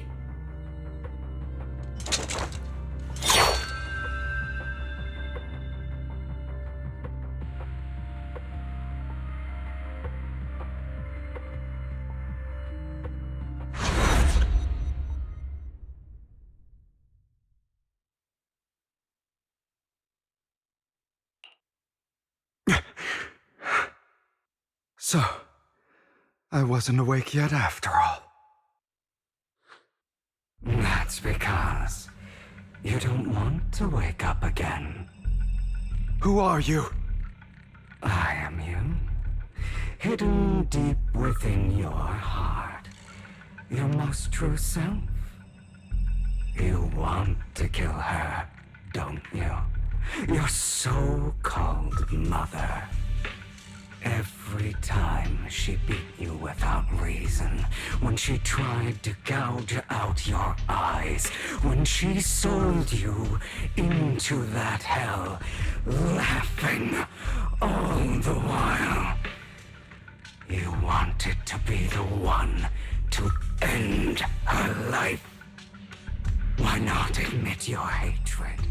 As you are, you can hunt her down and make her pay for the living hell of a childhood she made you suffer. Yes, I hate her. I hate her because she was foolish and shallow, greedy and stupid. I hate her because she doesn't deserve to be a mother. She did everything she could to try and get into the Ravenlock family, believing she could live a life of luxury without having to do anything and never realizing she was a pawn, discarded from the very beginning. So she chose to blame me. Blame me for my heterochromia. Blame me for my very existence. But I won't kill her, because I know it won't change anything. She was incapable of loving me, just as she is incapable of loving herself. Have you been brainwashed by that dog? Keeping up the act of being some magnanimous and forgiving fool? Don't compare us. I've simply come to understand love or hate. I make my own choices, and they have nothing to do with anyone else. She sold you to the Ravenlock family for a huge sum of money. She used that money to start a new life without you. While she was indulging herself, you were going through hell in the Ravenlock Manor. Does it not torment you? Do you not feel the hatred? Do you not want to demand answers? Kill her. Only by killing her can you be truly free. For a long time, I thought the same way. But now, well, I want to make a different choice. Stop lying to yourself. You never had a choice. This weak-minded thinking will only lead you to failure. Like before, you'll be nothing but a worm, trampled into the dirt by those so-called elites. Do you still not get it? This is how the world is, and always has been. Hesitate and you'll be the victim. If you don't grab your knife first, you'll end up being on the other end of the blade. If you want to change anything, you must first become the one who makes the rules. Just like that woman. The only reason she could treat us that way was because we were weak. So listen to me. Find that woman, kill her, and prove to this world your strength! It's what she deserves! Why forgive them? They don't deserve it. I'm not forgiving them. Or rather, I don't care about them. They don't even matter, at least not yet. You know, perhaps the person I hate the most, the one I truly cannot forgive, has never been someone else, but rather my weak, powerless past self who could do nothing but hide inside a closet and cry. I hate myself for having neither the strength nor the courage to resist. I hate myself for begging for so-called familial love, even after being treated so terribly. I hate that despite the pain of my wounds, I still hope to receive the carrot and not the stick. And that me is you, correct? So, I forgive you. I forgive myself. You'll regret this, fool. Your pretty words mean nothing. You will ultimately return here to me.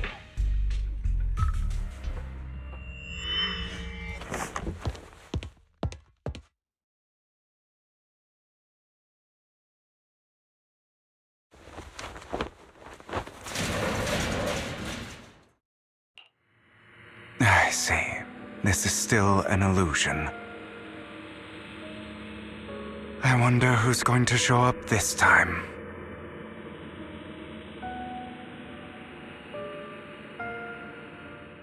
Brother! Hugo, let's play hide and seek! I'm already hiding! You'll find me, right? Like you always do!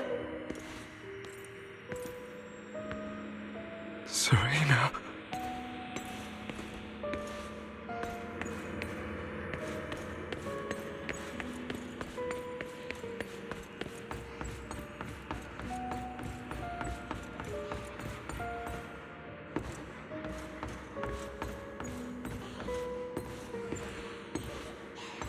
You're looking in the wrong place.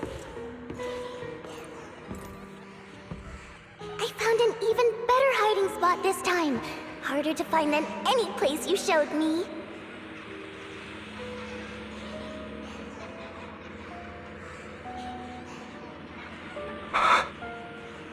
Hey, Hugo. Do you ever wonder why I had to die? It was because of me. That's right. It was because of you. It's all your fault. If only you didn't exist, I wouldn't have had to suffer.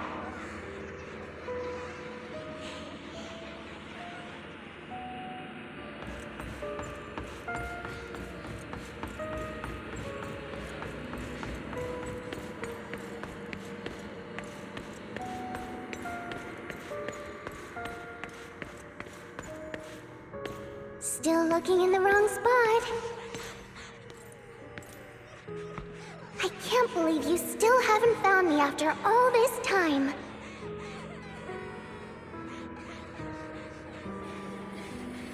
Have you forgotten about me?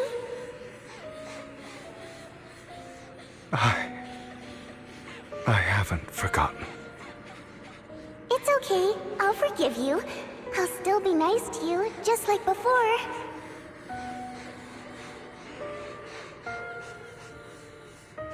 I was the only one who was ever nice to you, wasn't I?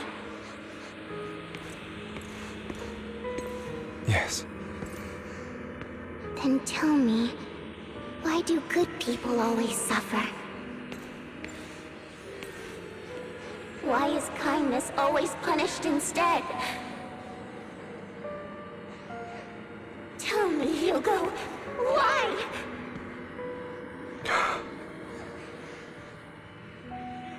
Oh, are you lost? Go back the way you came. I left you a surprise there.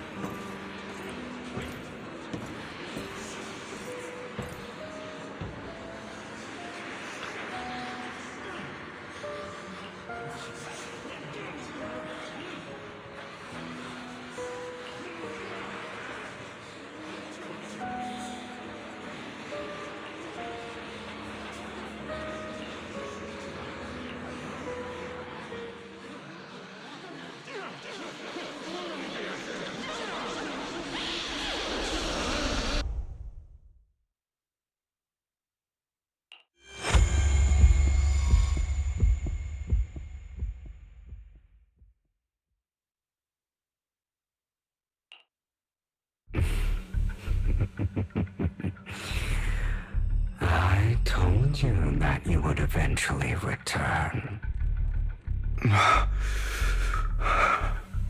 We meet again, my friend. I told you, I am you. The side of you that you've always tried to deny existed. Of course. I know. This time it's about Serena. Right? Yes. Your half-sister. And the only child in the Ravenlock family who was kind to you. Unfortunately, it was her kindness that led to her untimely death. It was my fault. I don't like the way you blame yourself. Because that means I'm to blame as well. And I don't think I did anything wrong. Your mother sold you to the Ravenlocks. And your father, he saw your talent and wanted to use you to push the other children into competing with each other. My brothers and sisters wanted to get rid of me from the moment they first saw me. In their eyes, you were no more than a slave. But Serena dared to treat you, a slave, as if you were human. And so, she was fated to die. They tried to kill me. Many times. But I was careful. And they did not succeed. So they killed Serena, who was weaker, an easier target, and pinned everything on you. Serena died in your place. Those cruel brats thought that by reporting this to Father, they could use it to get rid of you, a rival who threatened their positions. Yet, not only did Father not blame you for the incident, he praised you for it. In this world, only the ruthless, cruel, and merciless can stand at the top. And that's exactly what you managed to live up to, no? You found a perfect opportunity thereafter to catch the ringleader of the group who framed you and almost beat him to death.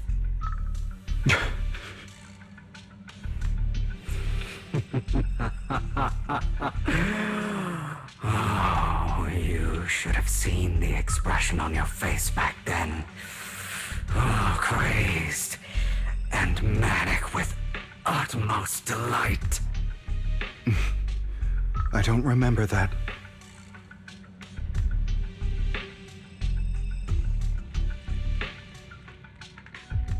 Here you go again, trying to deny your desires.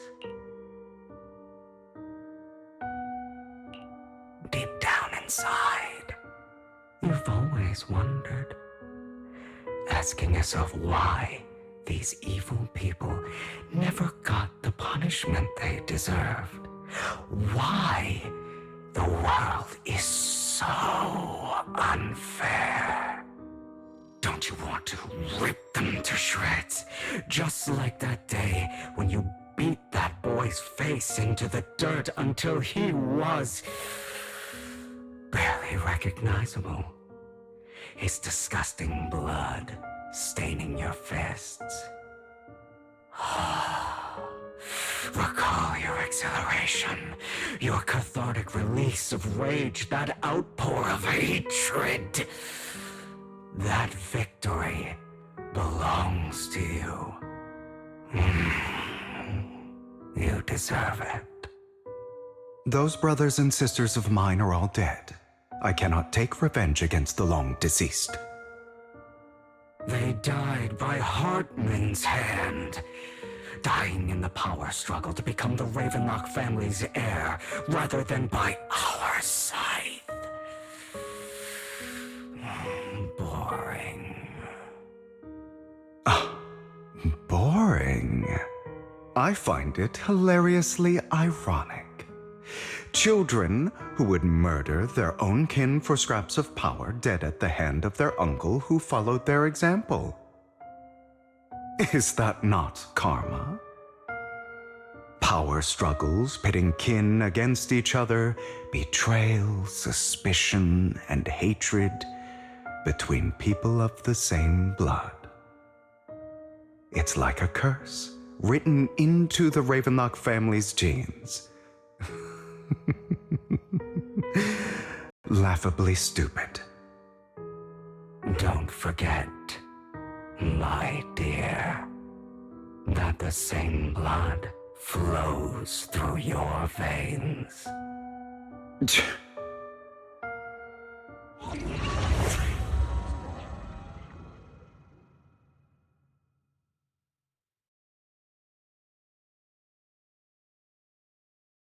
That's right, my dear nephew. No matter how much you deny it, the blood of the Ravenlock family flows through your veins. Survival of the fittest. Only the strongest deserve to live. Only the strongest deserve to rule. This is the path of success that has led the Ravenlock family to victory countless times. A blessing and a curse etched into your flesh and blood. As long as you live, you'll never escape the mark of family. You are destined to one day become someone like me, like your father.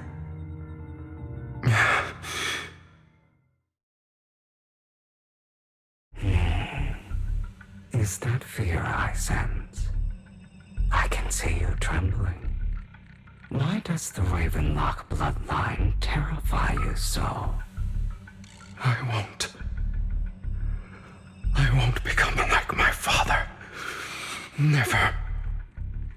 You won't become a failure like him. So relax. Our power eclipses him, and so does our ambition. So, do not deny your own desires. Do not resist your own ambition. This is the talent you were born with. The best gift fate has ever given you. Admit it. Deep within your heart lies a spark, yearning to ignite a raging inferno. that will burn everything down. And I am that spark.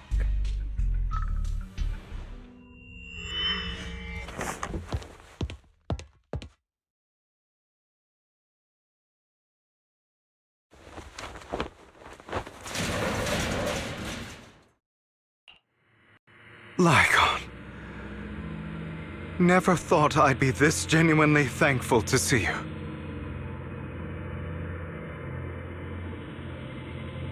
Seeing you means this never-ending nightmare is finally over, right?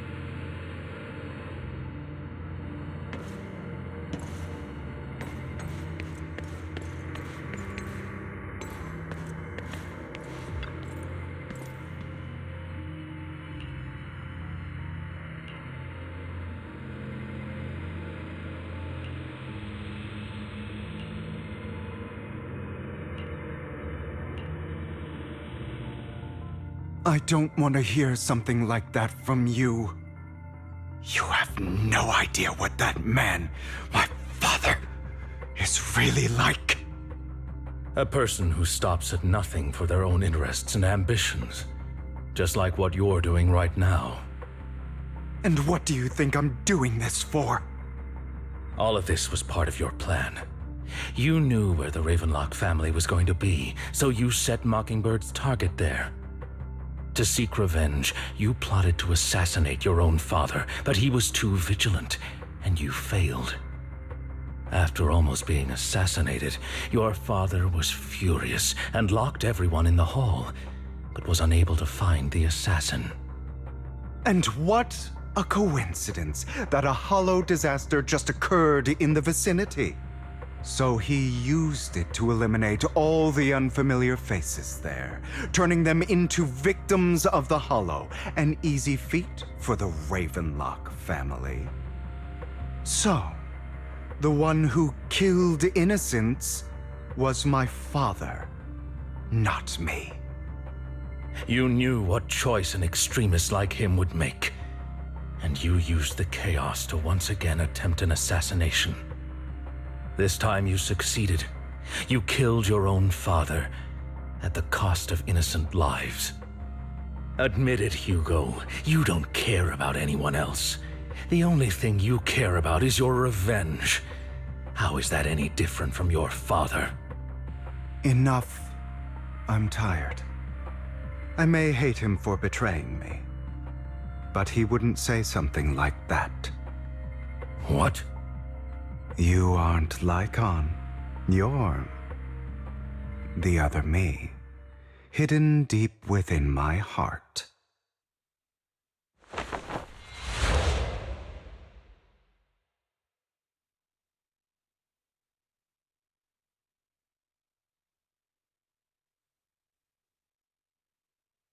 I've been waiting for you, my dear. It seems you've already grown accustomed to this place, even turning the tables on me. Just as you said, you are me, and I am you. There's no such thing as having an advantage over oneself. We are ultimately one and the same, forever inseparable. Then you should know what I want to say. When you and Lycon split, you didn't even try to clear up the misunderstanding, didn't deny or argue against what he said. Because you realized that deep down, he was right about you. You just hadn't acted on it yet. Some people live only to bring more suffering into this world. Sometimes, murder is what brings justice back into this world. For that, I must stain these hands in blood. That's right. Just like what you said before you faked your death. Were those words really just an act? To slay the dragon, you must first become one with sharp claws, rending fangs, and strength enough to destroy anything. You know the truth better than anyone. If you hadn't hesitated and instead seized the first opportunity to kill your father, none of what followed would have happened. Innocent civilians wouldn't have died. Your partner wouldn't have lost an eye and both legs trying to save people. And Mockingbird would have never gotten to that point. You can save more people. Save good people. Save more lives than the evil ones you take. I've spent countless hours in regret over that incident. So why not submit to your true nature? You want to be the judge, jury, and executioner of this world. And you can. I wasn't responsible for Father's death. The true mastermind is my uncle, Hartman. His schemes to kill the head of the family were all so he could take control. Mockingbird was simply unlucky enough to get caught up in it. So, for a behemoth like the Ravenlock family, with its roots so deep, a single person's death, regardless of who that person is, wouldn't change anything. Of course, whether it's Tops, the Mayflower family, or even the entire world, it's actually all the same. I refuse to be dragged down by pointless hatred any longer. You foolish, stubborn idiot. Do you understand the power of hatred? Have we not come this far precisely because of it? Or are you going to follow Lycon and Jack's twisted logic?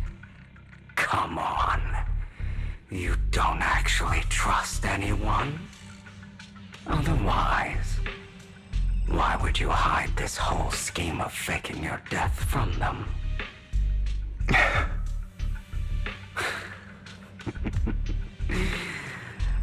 You've built an impenetrable wall around your heart, keeping everyone out. Of course you are right to do so. No one in this world can be trusted. Always. All you'll receive is hatred from your own blood and no love. Suspicion from your companions, and betrayal that comes all too easily. But the most ridiculous thing is that you want them to trust you. You stay silent and long for them to notice your suffering. You yearn for your companion's understanding and trust. Idiot. That's why you are incapable of exploiting them for your own ends. You care about their safety even more than your own. But remember, only the weak need companions. And we are children born from hatred. We are different from them. I will never be like them, and I don't need to be. Come. Let me show you what powers we can wield. But you are me, and I'll never lose to myself.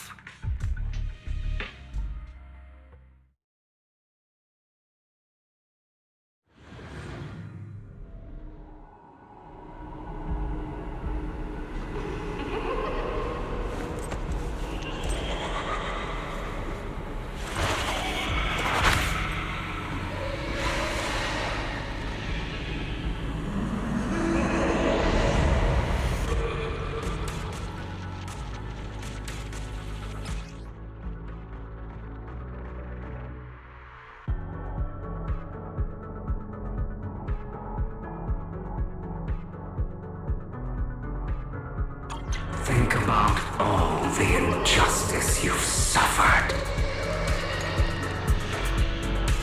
If you choose to forgive, you're betraying yourself. You know that.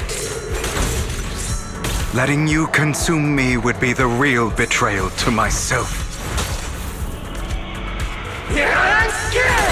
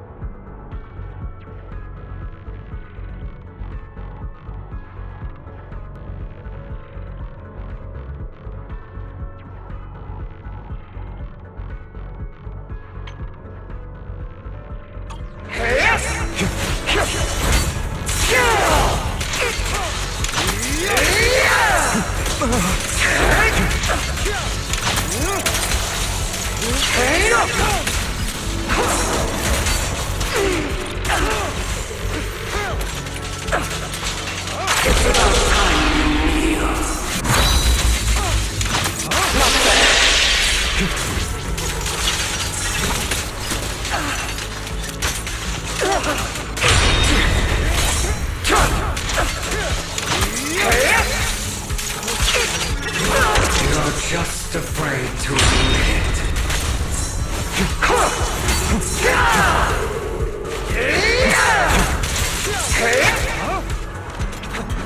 trying to run, are we?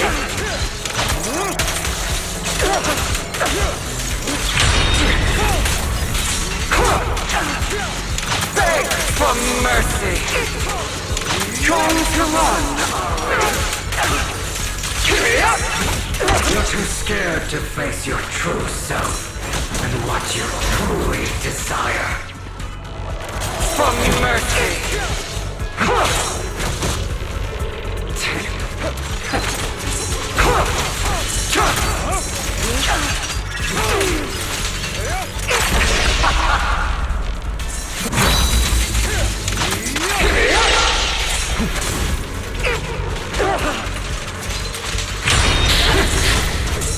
Is that all?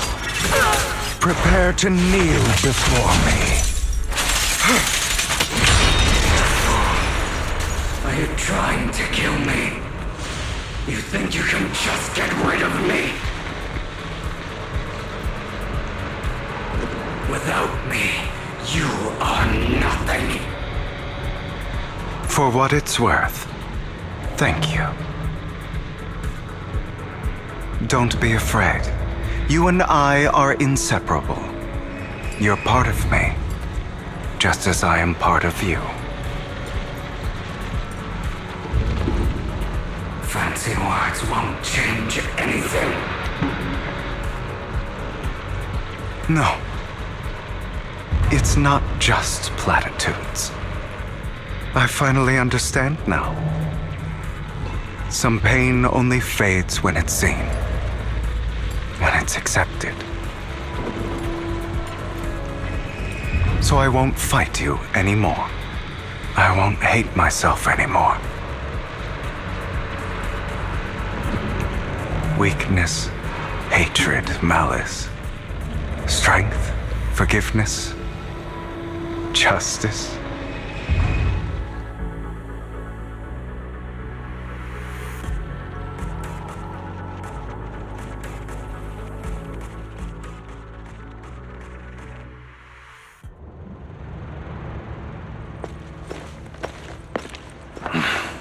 Hugo, it's time.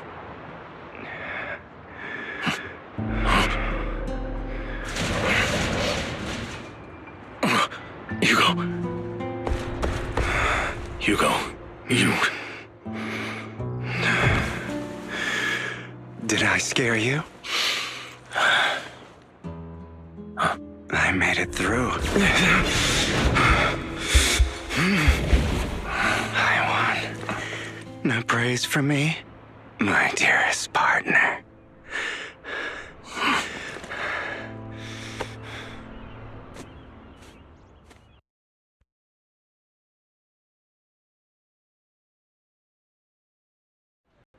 This is just like what I saw in my dream. I guess there are still some lingering side effects.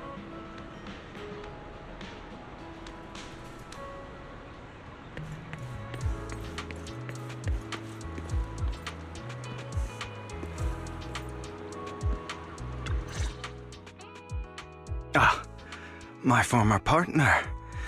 You're still as punctual as ever. Are you sure you're fully recovered? How about we fight? And I'll show you how recovered I am. I refuse to fight someone who is in need of medical attention.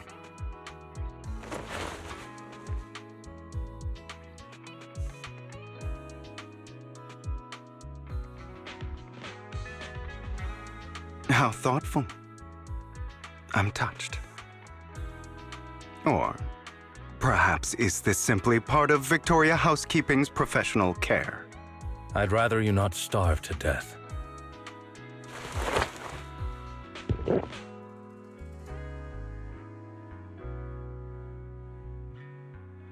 Not to your liking. I'm fairly certain this is the same kind as before. No. I've just gone too long without food. It feels a bit uncomfortable. Either way, thank you. Now tell me, what exactly happened in the warehouse? Just going a bit crazy from... you know what? Were you expecting anything else? But I did have a very long dream. A dream about many things from the past. If I had to put it into words, it would be like giving myself psychological therapy. You seem like you could benefit from some too. How about it? Want to book a session with me? Trust me, I'm a pro. Seems you really have recovered. Well, of course. I'm feeling pretty great right now. Like I could argue with you all day on every petty detail of who exactly was in the wrong back then. I wanted to ask, what you said about Mockingbird before, when you faked your death, was that part of the act? Oh, you mean the part about how Mockingbird has never really changed anything or saved anyone? I didn't expect you to still be so hung up on this. Interesting. After all, it was you who chose to betray Mockingbird. To betray me. Just as I said before, I never considered Mockingbird a failure. Perhaps Mockingbird deviated from its origins, but it has its value. You shouldn't reject the things you've done. Or Mockingbird. I have contemplated this before. Yes, Mockingbird has helped some people and has genuinely managed to cause trouble for those who abuse their positions of power for evil. Yet those in high positions still possess immense resources, and the people we helped remain destitute and suffering, willing to become slaves to those in power for scraps. But just as you said, even if what we did was childishly idealistic and flawed, as little as we actually achieved, even the slightest change is by no means meaningless. Nothing holds more value to me than Mockingbird.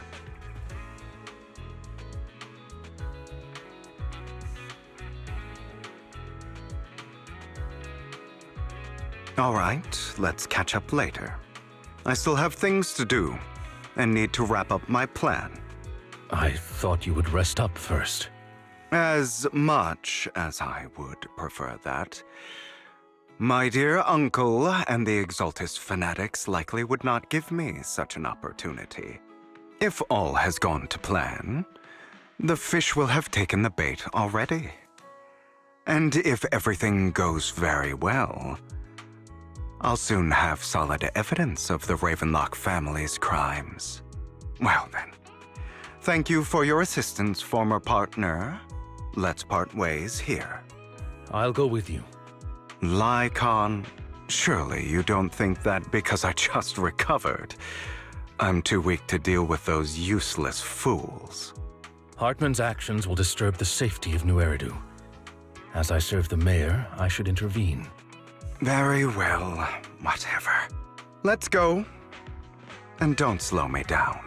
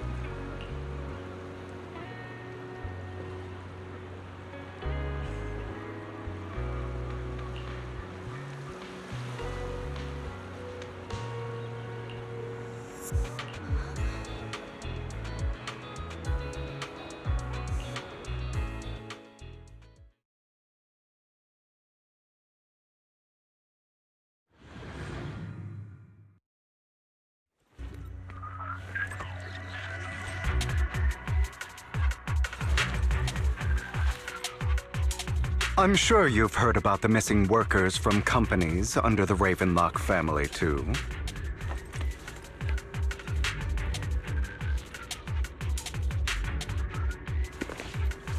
I know where they are.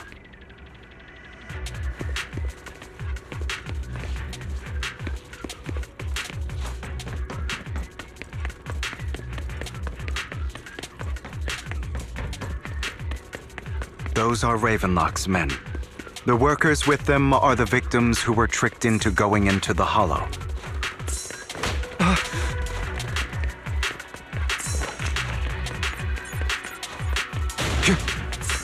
Come on, let's get them out of here. Rest if needed, or you'll be no use to anyone. Yeah.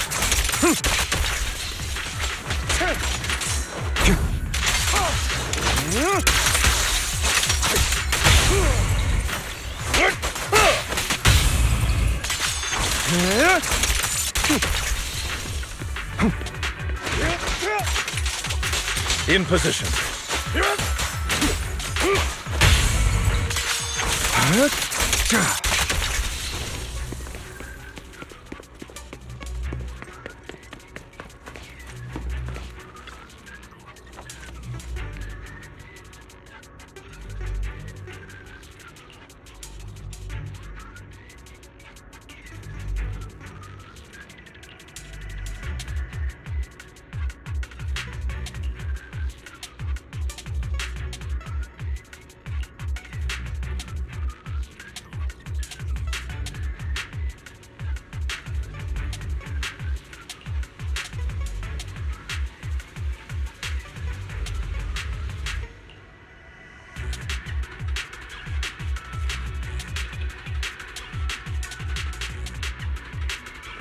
Will you?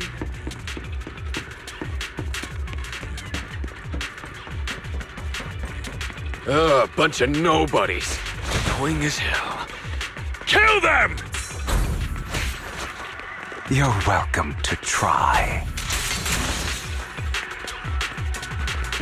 I'm not opposed to working with you. Yeah.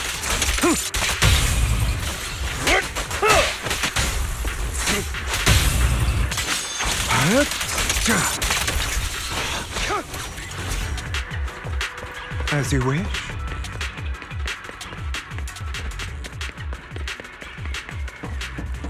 More workers here. And quite a lot of them.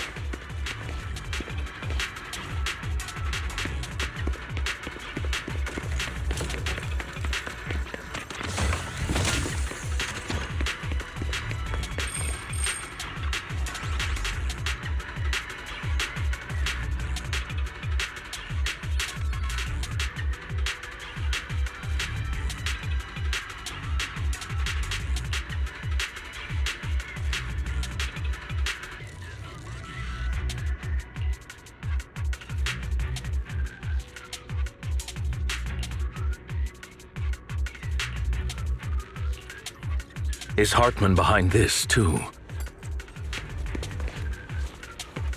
Of course.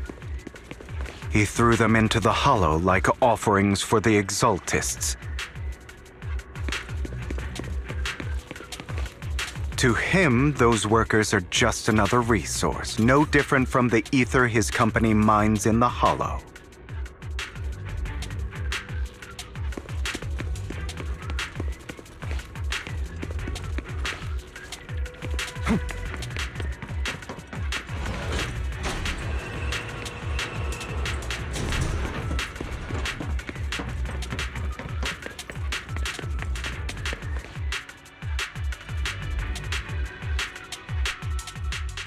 There's more over there. Let's hurry. It's different this time. Don't rush in. Let's listen in on what they're saying first. I still need more direct evidence to ensure the plan is absolutely foolproof. The compensation you promised, it's all real, right? All we have to do is follow you into the Hollow for some simple tasks, and you'll give us a huge sum of dennies. It sounds real suspicious. Shut your trap. You keep yapping and asking questions. If this is all so suspicious, why were you so eager to sign up for it? Because I don't have a choice. My daughter was previously caught in the Hollow disaster and suffered severe corruption. The treatment costs have completely drained our family's savings. So that's why... It's the same for me. A serious illness at a senior age. I need the money. Who would risk taking a job like this unless they were desperate? I'll do it. No matter how suspicious. As long as I can get paid, I'll do anything. Even risk my life. Wait, you people from the Ravenlock family, you're part of a big company in Tops. You wouldn't go back on your word, right?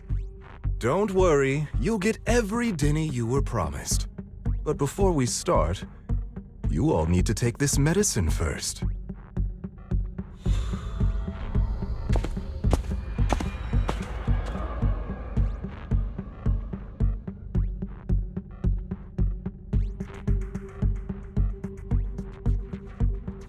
Bro, should we really be doing this already?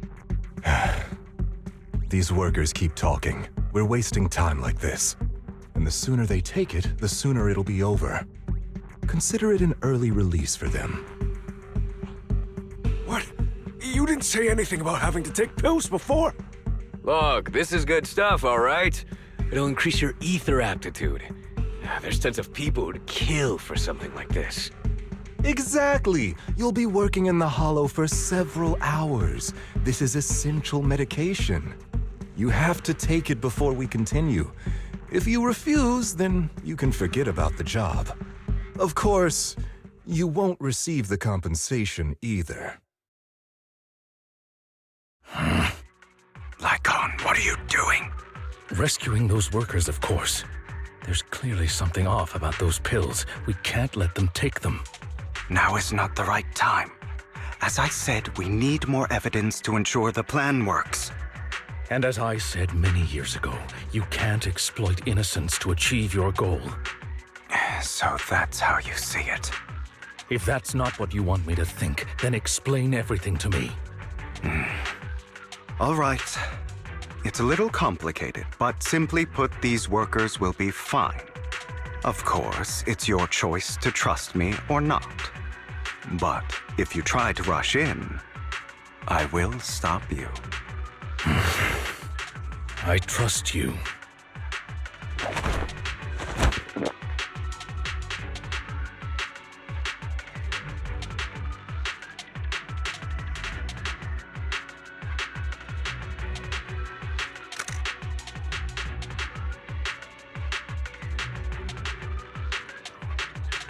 All right.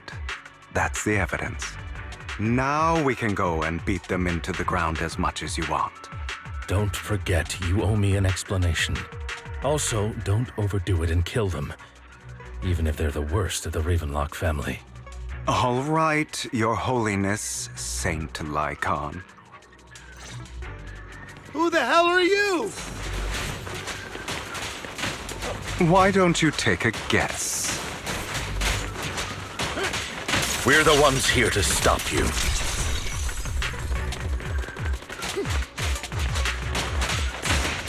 Can't remember the last time we worked this well as a team.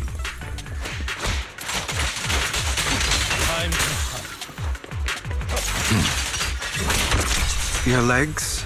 How are they feeling? I'm fine. To be honest, I think I prefer the way you used to fight.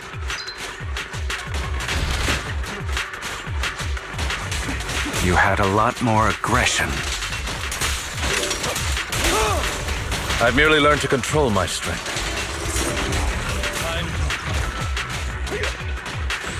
When I need to be aggressive, I will be.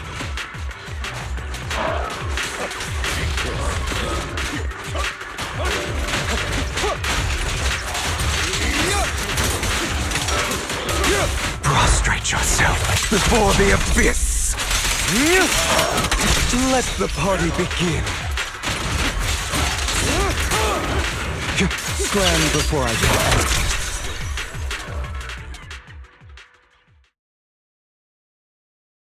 Ah, damn it! Who the hell are you? How dare you mess with the Ravenlock family? Ravenlock. Savor the name while you can, for it will soon cease to exist. What's that supposed to mean? It means exactly what I said. I think this might be good for you. Sever your ties while you can. You still have a chance to walk your own path. The family's honor comes above all else. Is that really what you think? I saw the compassion on your face just now. You're not from the main family, right? That's why you were assigned to these trivial tasks. But in reality, there's no need for you to keep playing this boring game for them. I don't have a choice. From the moment I was born into the Ravenlock family, You always have a choice, if you're willing to act. All right, let's end the small talk here.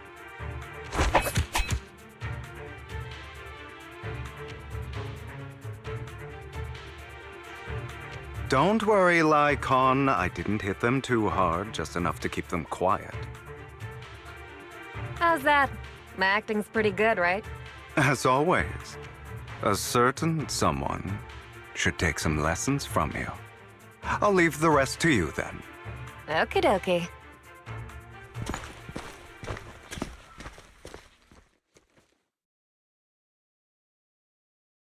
Okay, now can you tell me exactly what's going on here? As you can see, that worker just now was actually an informant of mine. The pills were swapped out with vitamin tablets. Outside of this batch, some workers have already taken the actual substance Hartman has.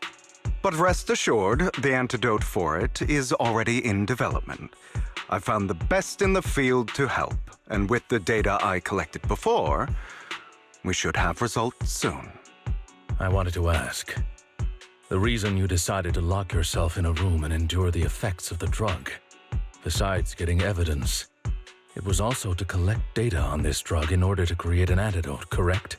It seems you're not completely beyond hope. I thought you were just being stubborn. Sometimes I wonder if you know me at all. Then, I have one last question. Why did you never tell me any of this back then? The truth is, I heard everything. That entire conversation between you and Jack. Before he passed away in that small attic. When Jack called you aside and gave you those warnings. When he told me you might go down the wrong path? That's right. You never said anything. What would I even do? Scream and rage over your suspicions, or get on my knees and beg for you to trust me? You know there's no way I'd allow myself to do such a thing.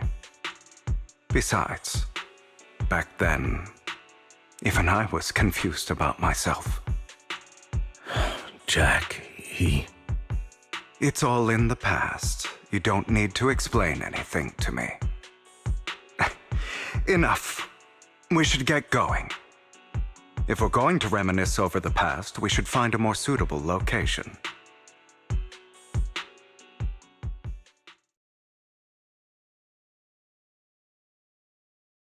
Oh. That incident back then. I didn't do it.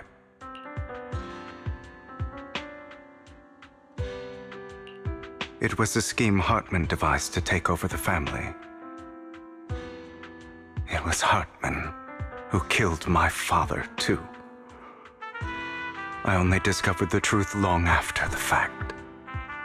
I did indeed attack my father, and I thought he was dead. But he wasn't. I couldn't kill him. And even before that, if I hadn't hesitated, none of what followed would have happened. Even now, I still think they deserve death. But I no longer care to personally deliver that fate. They're beneath me. And I have more important things to do. You? I know we may never agree on that point, Lycon. I once wanted to fight against those ugly truths that defined me, but I discovered that the more I rejected them, the more painful it became. So, I could only accept that crazed, hateful, and malicious side of myself. As long as I know I will never become like my father, like Hartman, that is enough for me. You've changed, but I think that might be a good thing. Don't patronize me. You've changed a lot too, compared to before. I still disagree with Jack's words, and I won't forgive your betrayal.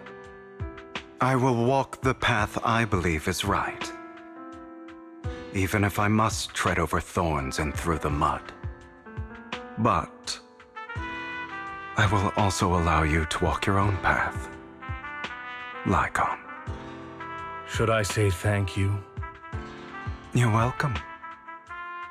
Come to think of it, we haven't talked about your legs and eye. It was just an accident, not your fault. I'm doing well now. I hope you are too. On the contrary, perhaps I should be the one apologizing. I misjudged you. I used to think you wanted power, that everything you did was for your own ambitions. I thought you wanted the power to pass judgment on all in this world like a god. I am a god. I am my own god. Or you could say that in this world, everyone is their own god. There are many things that we are powerless to change. But there are also many choices we can make. Just as I said before, I am the only one who can kill me or save me. I'm glad you think that way. Let's go. I still have one last thing to do. To witness the end of Ravenlock.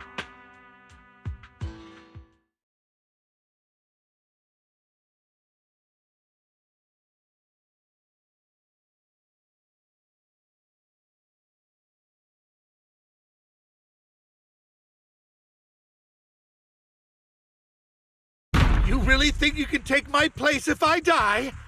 Never, you filthy bastard! Your little tricks mean nothing. As long as the Ravenlock family stands, I can still get back on my feet. You still don't get it, do you? This was never about avenging my father. And I don't care about taking your place. I didn't come this far just to kill you. That'd be pathetic. Right on cue. Why don't you take a look at this, Uncle? On behalf of TOPS, I'd like to clarify that we had no involvement in the Ravenlock family's actions. TOPS is officially terminating all partnerships with the Ravenlock family, effective immediately. We will have no further affiliation with them. Are you crazy? What the hell do you get out of ruining the Ravenlocks? You want to be a petty thief forever? Thief? Oh, Uncle. Allow me to reintroduce myself. I'm the name people whisper about. The one who robs the rich and gives to the poor. I'm the master con artist who can fool anyone, anytime. I'm the leader of Mockingbird. The one who turns every headline into my own stage. I have friends who'd catch me if I fall, partners who'd shed tears for me, and allies who always have my back. I am Hugo Vlad. You're the one who needs the Ravenlock name. I never did. You ungrateful bastard! You should have never been born. You flatter me. Same goes for you, Uncle.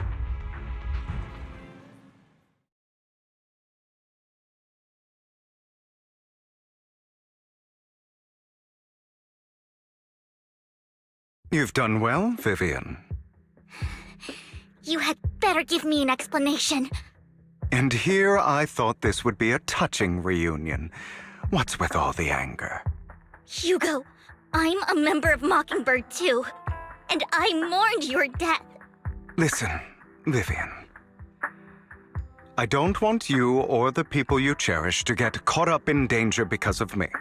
I've always been selfish, so I don't hesitate to use you all as variables in my plans. But it is because I am selfish that I also don't want my failures to affect my treasured companions. In any case, if you were in the same position, would you not make the same decisions? Lycon's taking care of everything outside. We should go. Also, Wise, thank you. And I'm sorry for the whole act where I threatened you. It was the only way for Hartman to drop his guard against you and leave you be. I, Hugo Vlad, am forever indebted to you.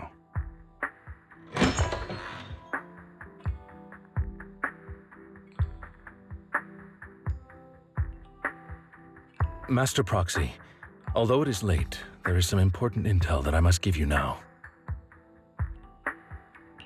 Did you know about Hugo's plan to fake his death and everything that's been happening, Lycon? I was simply playing along. After all, I could not determine whether Hugo's plan would pose a threat to you. You are a student of the mayor's late friend, and I am obligated to protect you. You still have that habit of finding awkward excuses when you're embarrassed. Mr. Hugo Vlad, if you have any important intelligence to share, please do so with haste. I need to return to rest before midnight. You two sure are, close? For the sake of a certain old fossil's sleep schedule, I'll keep it brief. I learned from Camille that Dina intends to embed the sacrifice core into the sacrifice. Apparently, it will make the sacrifice much stronger. Sacrifices created this way will not retain their minds and will indiscriminately attack all living beings, including their creator. So the Exaltists don't do this. It would bring them no benefit. But Dina's concoction can control people's minds. If a person takes the pill and is injected with the serum Landon left behind, the sacrifice would be under its creator's control. Although the dormant sacrifice has been destroyed, Dina found a batch of that serum her father created and wants to create new sacrifices. Putting aside the sacrifice for now, Hartman's sacrifice core is fake. We don't know where the real one disappeared to. The real core has always been here. Here? In Lord Phaethon's video store? Vivian, do you remember when I suggested you give that collectible to our dear Proxy? I remember. But that was just an ordinary pendant. And I've met the person who submitted it. She has absolutely no connection to the Exaltists. How about our dear Proxy take out that pendant so we can take a look?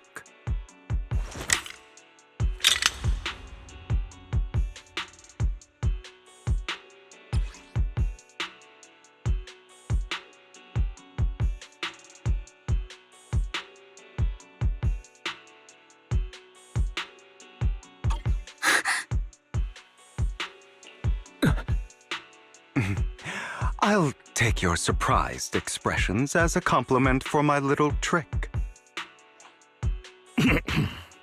I will hand over this core to the mayor as agreed. since he fulfilled his promise to protect Vivian and the manager while I was pretending to be dead. I won't go back on my promises. No wonder the mayor would promote rhetoric favorable to Mockingbird. I can't believe I thought he was actually being sincere. Since we have the sacrifice core, all we have to do now is stop Dina from using innocent people to make more sacrifices.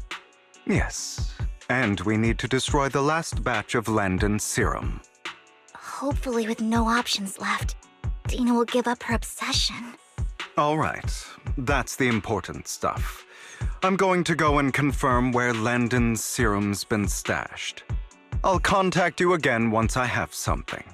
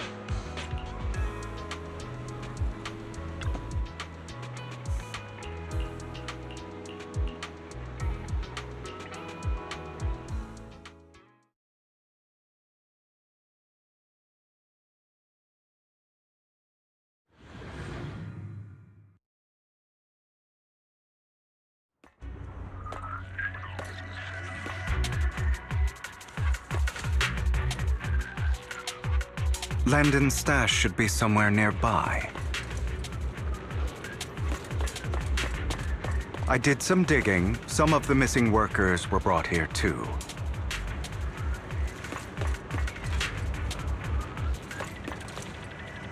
Dina's getting ready to make her move.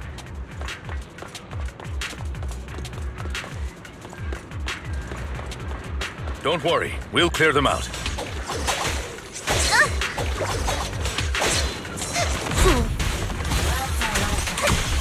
In position. Please.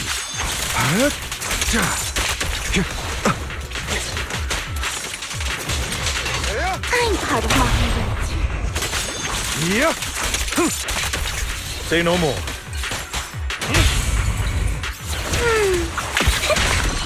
As you wish.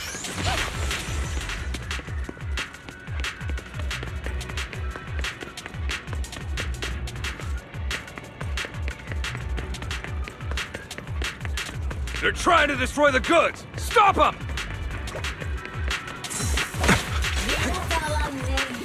We need to take care of the guards first.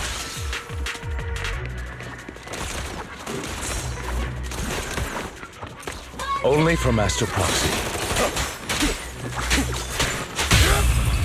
Quickly.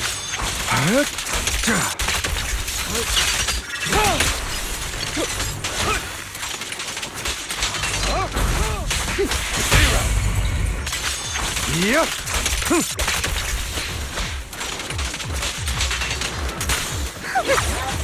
Some of the serum is stored in this warehouse.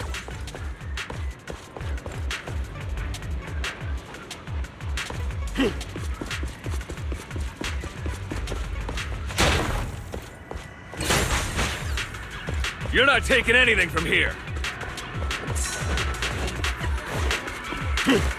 Hugo, get the guards first.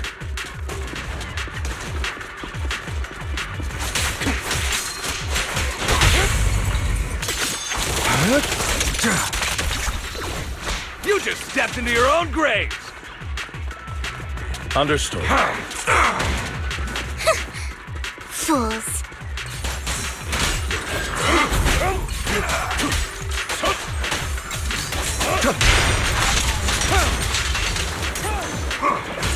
Touch me. I'll write the ending to your nightmare. A boring opponent. Tales for the dawn that sets the world alight. Let the party begin. I'll take you. Say no, I'll bite your throat out.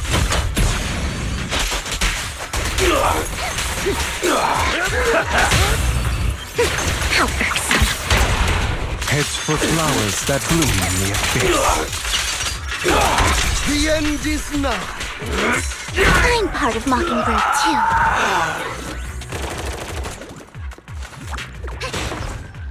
Fool. More of Landon's serum survives than expected. Fortunately, since they're still here, it means Dina hasn't executed the final step of her plan. There's likely a lot more stashed around here, and we have yet to locate the missing people. Our actions here won't go unnoticed. Perhaps they're making plans to deal with us on their side. With Landon and Dina's concoctions combined, she may be capable of creating a sacrifice that obeys her. If it comes to that, this will get far more troublesome. How about we split up? Hugo and Lycon will destroy what remains of the substance around here, and Vivian and I will go search elsewhere. Very well. Let's go with your plan. But be careful if you encounter Dina and her people. According to Camille, she's absolutely obsessed with completing her father's dying wish. Who knows what she may try? Let's part ways here for now. And perhaps the other manager could use EOS to guide us. Sure. I've been feeling way better these past few days, so just leave it to me. It's only now that I realize how fortunate we are to have two Lord Faithins. Yeah, but I feel like our work's doubled. In the past, Wise and I would only ever work on the same route. Greater power means more responsibility. And in any case, I'm sure the mayor would be able to provide double compensation. He's a very generous person, after all. Right, Lycon? I will request additional compensation from the mayor. It's not about compensation. It's just... I'm still not used to us being separated in the Hollow, so I'm worried about Wise's safety. Oh, but I have no doubt in your abilities. I just haven't gotten used to it yet.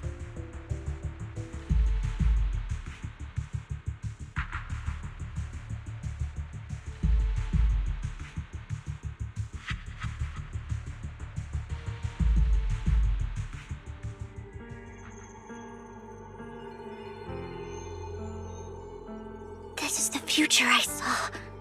Lord Pathan.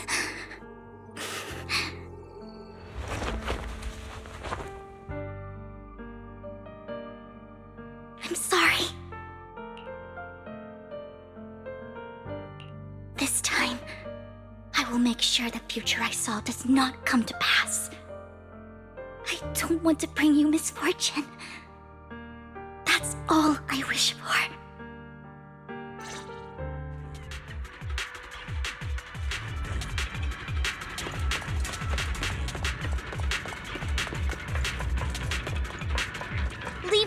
Lord Phaethon.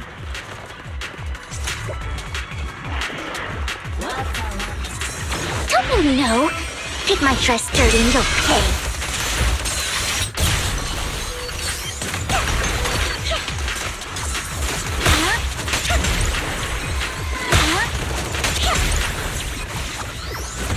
Don't touch me. Lord Phaethon, there might be more serum here.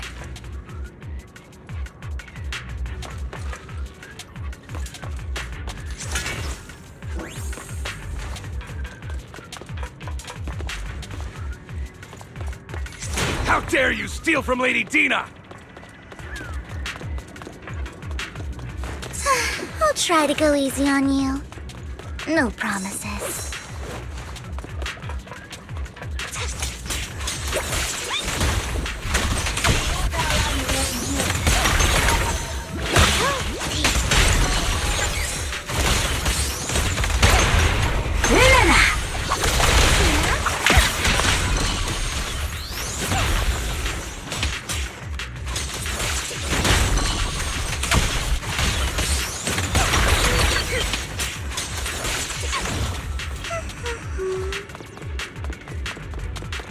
There are containers by the fissure.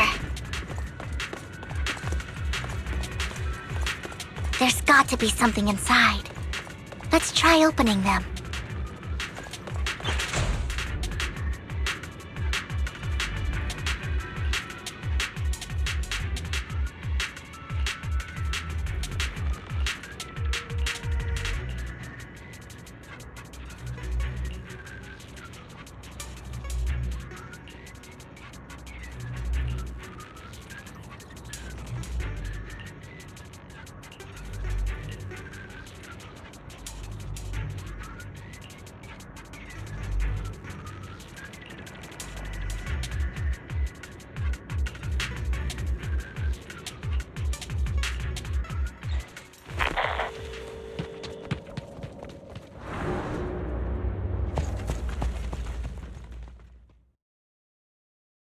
It must have been tough for you to find this place. Vivian, if you had stayed out of it, I wouldn't be so eager to get rid of you. Those people have been taken to safety. You're all out of options. They're just mere test subjects. So what if they get away? There will always be people consumed by greed, and therefore, they will come willingly to me. In any case, what are a few sacrifices in comparison to the completion of Father's grand ambition? Dina, you deceived those people. They didn't come willingly to you. You tricked them, just like Landon did back then. Deceived? Father gave hope to those who had everything taken from them by the Hollows. Vivian, you once rejoiced at the hope Father offered you, too. Before Father took you in, you were no more than an omen of disaster that no one wanted. It was Father who gave you shelter and a purpose for existing. Do you remember the first time you bestowed a blessing under Father's guidance? How did you feel when that person looked at you with adoration and gratefulness? That was the first time you felt hope. Like your existence had a purpose, right? Don't forget that it was Father who, through what you call deception, gave you hope. And you, what have you done? You basked in Father's attention and everyone's adoration, only to destroy everything. Do you think that by leaving the Exaltists, those people will live better lives? Of course not. Those who suffered under the Hollows will only continue on as walking corpses, without the hope Father gave them. Do you really think you're some sort of savior, Vivian? In the end, you're just an ungrateful brat who brings misfortune to those around her. It was you who destroyed everyone's hope. Not everyone wants to live in false hope, Dina. You say it's because of greed that people willingly become your sacrifices.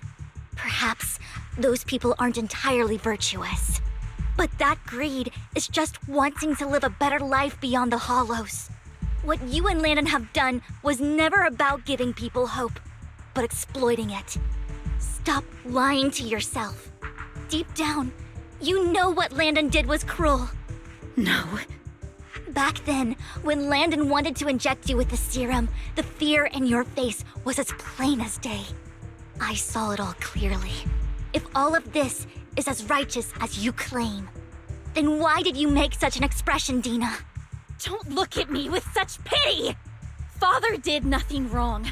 All of this is to make something of the Hollows other than disaster. That's everyone's only hope. Dina, it's not too late to stop. Stop living in this lie. You know what would happen if a sacrifice loses control and escapes the Hollow. It's not the Hollows that are to blame for those people's deaths, but the hope you keep talking about. That will cause more despair and claim more lives.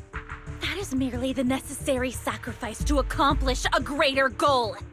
No one deserves to be a sacrifice. Your hypocritical magnanimity disgusts me. I can always go and get more test subjects if they've escaped. And I will be able to replicate Father's serum with enough time. With you gone, I'll be able to complete Father's gift to the Creator and fulfill his last wish. Camille, release the failed subjects. Lady Dina. Camille, are you going to do what you did before? You keep saying you'll follow the Creator, but it's all lies. Lady Dina, the Hollows took my family from me. I understand that there's no way to get back what I've lost. It was Lord Landon who told me that the Creator would guide me. One day, Hollows will no longer be disasters. Everyone will be able to survive inside them. I look forward to the day when this hope becomes reality. I watched you grow up, and I know that you've always looked up to your father. He gives you hope, and I destroyed that hope with my own hands. I know the pain of loss, so I've always felt guilty. I want to atone for the hope I destroyed. But Dina, I don't want to ruin more lives, and I don't want to continue watching you destroy yourself. Vivian is right. Not everyone wants to live in false hope. So, please, stop. Camille, are you abandoning me too? I'm not abandoning you. I just don't want to see you go past the point of no return. The point of no return? I passed that point ages ago. No, Dina. You can still turn back. I'll be your way back. Where are you going, Camille? I made a deal with Hugo and the mayor. If someone needs to take the fall for this, let it be me. I did it. All of it. I've been forcing Landon's only daughter, Dina, to research how to create sacrifices. I colluded with the Ravenlock family for my own gain. Everything Dina did was under duress. Since I've kept her captive for so long, she doesn't have the skills to survive as an independent member of society. She'll need a caretaker and teacher. Someone who will look after her and educate her. No! I refuse, Camille! I refuse to accept this! Dina, I'm going to dispose of those failed subjects. I won't allow it! You'll die! I won't allow it! You can't leave me. I command you! You've always followed my orders, and you will follow them now! It wasn't your orders that I've been following.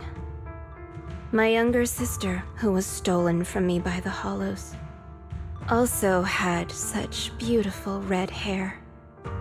When Landon told me the Creator could bring me hope, you were standing there, right behind him.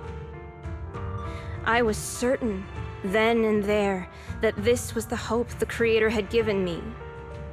Start over, Dina. You still have so long, so much time. You'll make friends, find people who love you, and make many beautiful memories. That's not what I want! Camille, you're not allowed to die! I won't allow it! I won't allow it! Goodbye, Dina. And I'm sorry, Vivian. I'll leave the rest to you.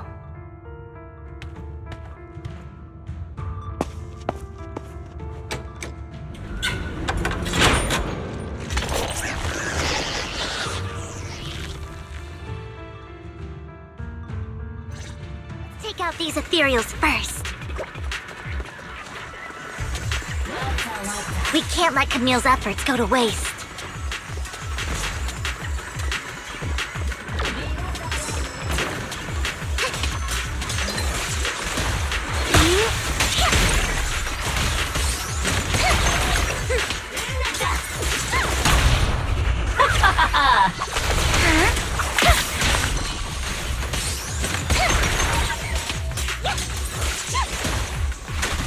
Let's go after Dina, Lord Phaethon.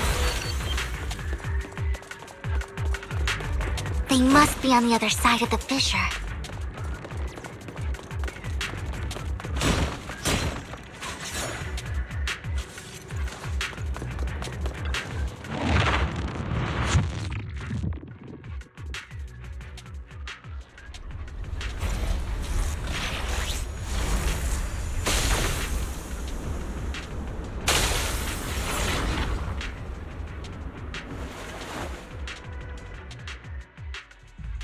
Are you satisfied now, Vivian? You were the one who brought yourself to this point. You're saying this is all my fault? Losing my father, losing Camille. I wish you had never come into my life. At first, when Father brought you home, I was happy. There are so many Exaltists, yet Father never allowed me to get too close with any of them. I never had any friends either. But when Father brought you back, he told me to take good care of you, that you were my first friend.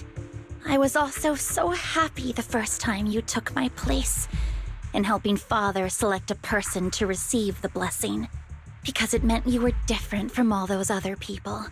You could stay with me. But soon, I grew jealous. You took the attention that should have belonged to me. You even took Father's love from me. It's only because of my ability that Landon... I know, but... Vivian, jealousy is something you cannot control. Of course, the same goes for fear and hatred. I was terrified that one day you would look at me and shed tears. I knew if that day ever came, Father would not hesitate to force the blessing upon me. And when that day did come, I hated you for causing my father's death. Tina, you knew everything about what happened back then, so... why are you still defending Landon? And why didn't you tell me back then? If I had known earlier, maybe I could have found a way. Because it's the only thing that makes me more special than you, no? It proves I had Father's trust. I was more useful to him. Vivian, you said you wandered without a home ever since you were young, hated by anyone you encountered. You were happy to gain recognition from everyone and help Father when you were among the Exaltists. But in the end, you discovered you were being used, so you felt betrayed and hurt. Then, what about me? All I ever had was my father. I've never known a life outside of the Exaltists. Ever since I was young, my only purpose was to help Father select who was to be blessed. The only purpose I had was my father and the Exaltists. I've never been taught anything else, Vivian. It is what little value I have, and have ever had. In the end, you took even that from me, and completely destroyed it. You think you're doing good and fighting evil. You've only managed to affect a small part of your world. But have you ever wondered if maybe That's all there is to my world. I never wanted to hurt you. You were also my first friend. And that's why I wanted to save you back then. Save me? You and Camille all talk about saving me. Why don't you understand? To me, loss is so much more painful than death. Tina, you can start over. Everything Camille did was so you could live on. Let's leave the Hollow together. There are so many amazing places in New Eridu. This time, I'll take care of you. I've also met so many amazing people. I'm sure they'll love you too. Okay, Tina? Vivian, I can't forgive you. And I don't want to forgive you. I have nothing left. If what little hatred I do still harbor were taken from me, well, I refuse to be so pitiful. I won't apologize, Vivian.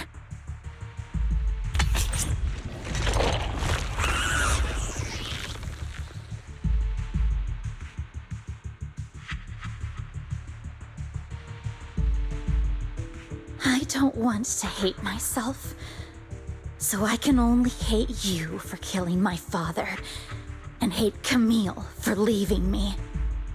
That's just the kind of person I am. Hateful and despicable. I refuse to owe anyone anything. I refuse to feel regret. I won't. Vivian, I will keep hating you. I will take all who are precious to you. I will also hate Camille, so I won't do as she wished and start a new life. Vivian, if you had never existed, if I had never, you would be... Lord Phaethon, please do not interfere. She was my first friend. I'm going to bid her farewell.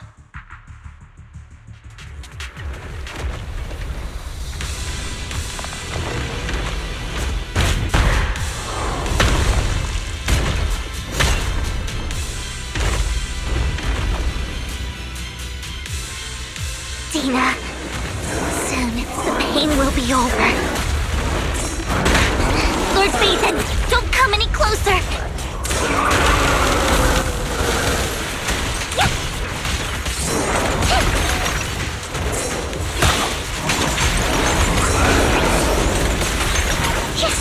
Notice me, Lord Phaethon.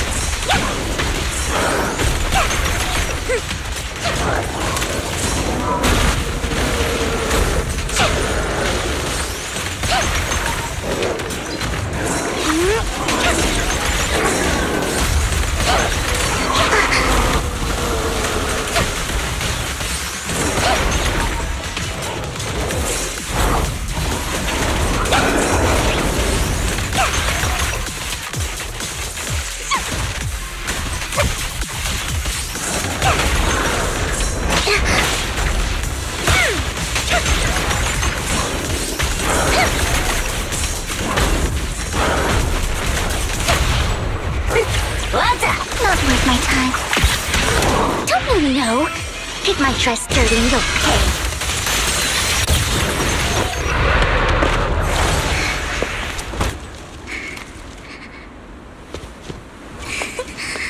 Vivian, behind you!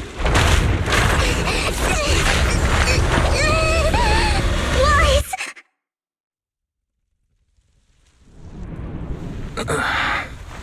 What happened? What the...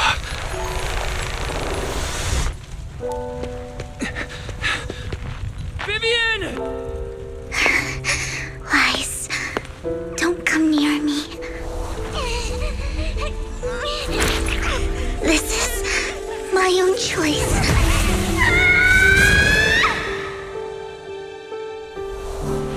I will change the fate I saw. Vivian! I just want you to remember me when I looked my best. Vivian! Careful. Vivian, your body... I'm sorry you had to see me like this, but I don't want to be the one that only brings misfortune anymore. No. There's got to be another way. It's so warm, and the night is beautiful. Vivian?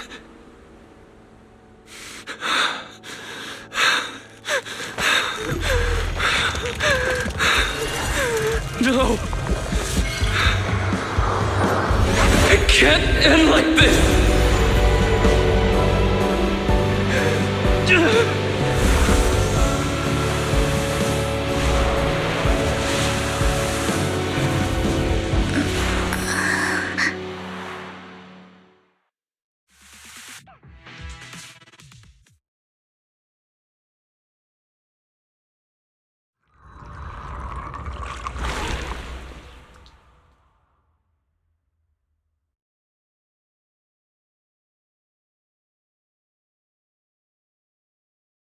Wise. Wise! Wise, you're finally awake. I'm at the store? I remember I was with Vivian. Wait, she injected herself with Landon's serum. Is she okay? Hugo and Lycon brought you out of the hollow. You scared me to death. Thank goodness you woke up. And you said Vivian used the serum on herself? But she looked fine to me, bar a couple of scratches. Hugo sent me a message earlier saying he got her checked over and she was all right. Do you remember what happened? The situation was dire, so Vivian used the serum on herself to defeat the ethereals. I saw the crystallization process starting to occur. I can't describe exactly what happened. I saw something blurry, but I just wanted to stop Vivian's corruption process. I don't know exactly what I did, but then I lost consciousness. What happened after that? When I let Hugo and Lycon there, it was just you and Vivian lying there on the ground. We couldn't wake either of you. Let's put that aside for now. Do you feel any discomfort-wise? I'm a bit dizzy, but otherwise, I'm fine. Don't worry. Phew, that's good. You should rest for tonight. Hugo and Vivian said they'll come over tomorrow, so we can discuss the details then. Okay. Sorry for worrying you, Belle. Good night.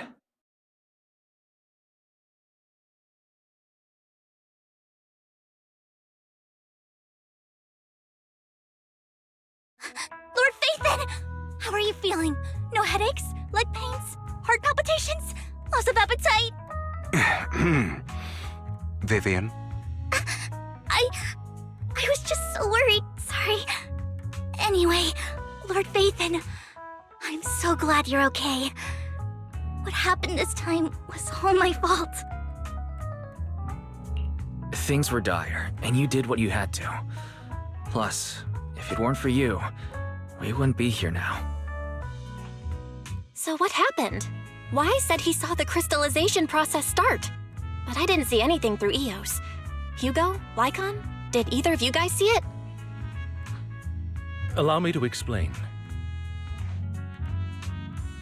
Miss Vivian told us what happened after she awoke, and the mayor arranged a full medical checkup for her. Based on the results, Miss Vivian indeed shows mild corruption sequelae. But if the crystallization process had already started, the lingering effects should be far more severe. To be precise, if the process had already reached the point of mass surface crystallization, it should have taken no time at all to become an ethereal. So, the mayor theorizes that it was the etheric energy within Master Proxy's body that affected Vivian's condition and the surrounding etheric particles, causing Vivian's corruption to recede. Essentially, corruption is a reaction between the etheric particles inside the body and in the surrounding environment. Therefore, it's not necessarily irreversible, just that currently our mainstream method of defense is prevention. I'm having a hard time believing that, even if it's coming from you, Lycon. It's almost like you're claiming I can manipulate etheric energy. Master Proxy, you are special. This is a gift your teacher left you. A gift from our teacher? How come I never knew about it? I don't know all the details, so I cannot explain everything to you. My apologies. However, Miss Yixuan might be able to answer some of your questions. She will visit you sometime soon, so please feel free to ask her any questions you may have. She has quite an eccentric personality. If she causes you any inconvenience... Can I file a complaint about her with you if she does? Master Proxy, you have always been a people person, so I trust you will handle things just fine. The way you said that just makes me more worried. In any case, the mayor has asked me to give everyone his most sincere gratitude. Unfortunately, the mayor could not come personally, but has promised everyone a favor. Provided it's within his means, he will offer his unconditional assistance once. There is no time limit on this favor. Unconditional, What if I wanted his position as mayor? If that is what you desire, then the mayor and his subordinates will be first in line to vote for you in the next election. As for the other votes, you'll have to work for them on your own. But should you assume office, I hope you take full responsibility for handling all day-to-day matters and lead by example. By sheer happenstance, the mayor has provided you with a copy of his current assignment, the City Waste Sorting and Processing proposal. Old fox. Well, can I request Lord Phaethon's? The mayor imagined you might ask. I have prepared all the necessary documents, and the ceremony expenses will be covered by the mayor as a gift. As long as Master Proxy agrees, we can sign and process the documents immediately. But this matter requires mutual consent and cannot involve coercion, confinement, or one party's lack of consciousness. Stop! I would never do that to Lord Phaethon! Probably. At least not today. As for you, Master Proxies, the mayor has some sense of what you desire. That said, he hopes you might speak with Miss Yixuan first before you decide the timing of that favor.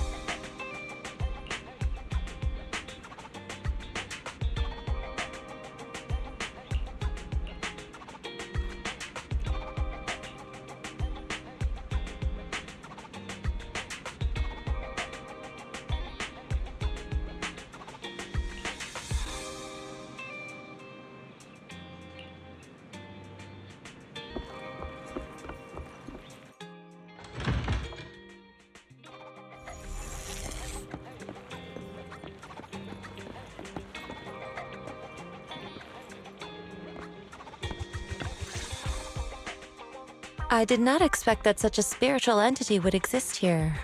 It appears this street is a geomantic gem.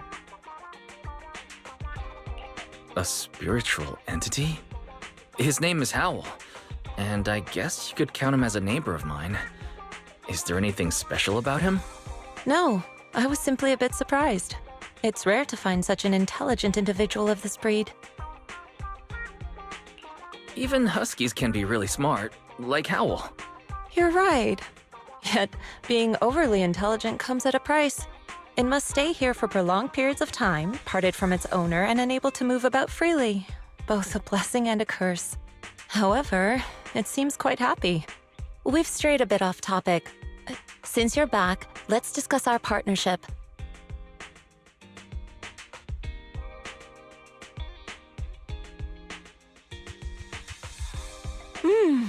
Nice job. Good air circulation, excellent layout. Very suitable for a business. Your bamboo here are also very energetic. It seems your fortune is good when it comes to wealth. Huh. You even know feng shui? I'm happy to hear that. But who exactly are you? I suppose this is our first official meeting since parting ways in the Hollow. Now that both of you are present, allow me to reintroduce myself. My name is Yi Xuan, a mystic from Yunquei Summit. Mystic? Like those people in movies who can tell your fortune and go around blessing people? This is my first time meeting one in real life. But what's Yunquei Summit? Any details you can give? Just an ordinary sect of the mystic arts. Our disciples travel all across New Eridu and sometimes collaborate with authorities. Currently, I'm affiliated with the Hollow Investigative Association. Right now, however, I'm here to discuss a partnership in the name of the Mayflowers. So, what sort of partnership are we talking about? I have reviewed the documents provided by the Mayflowers. You previously underwent an implant surgery. After recent adjustments, abnormalities occurred. These abnormalities bear resemblance to the craft practiced by us at Yunquei Summit. If you are willing, I can teach you how to better control your abilities. Better control my abilities. That sounds great, but there's no such thing as a free lunch. Since you're willing to teach us your craft, Shifu, you must want something in return, right? That's right. Mayflower will have you join me for some investigations. Looking at my divination results, this will be a complicated and very likely dangerous matter. He's still going over the details, but should have more information for you soon. You can wait until then to decide.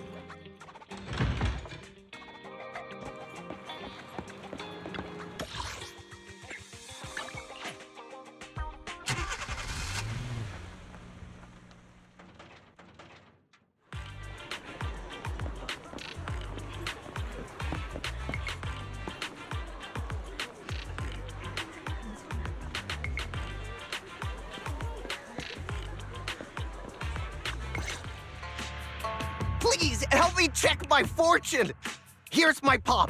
Look, doesn't this thick wealth line mean I'm about to strike it rich? I've looked it over, and your fortune is decent. Huh? You barely looked at it, and you're already done? You have good fortune. What? You don't believe me? I do. Thank you so much. Next, it's my turn. Hey, wait, hey, quit cutting in line. So this is where you were. Who are all these people? You're here, Wise? I decided to take a break. I didn't expect so many people to come seeking my divination services. Don't worry, I need no more than a simple spell to solve this matter.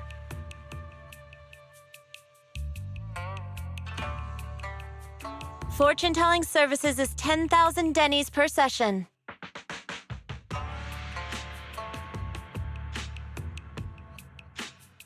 All gone?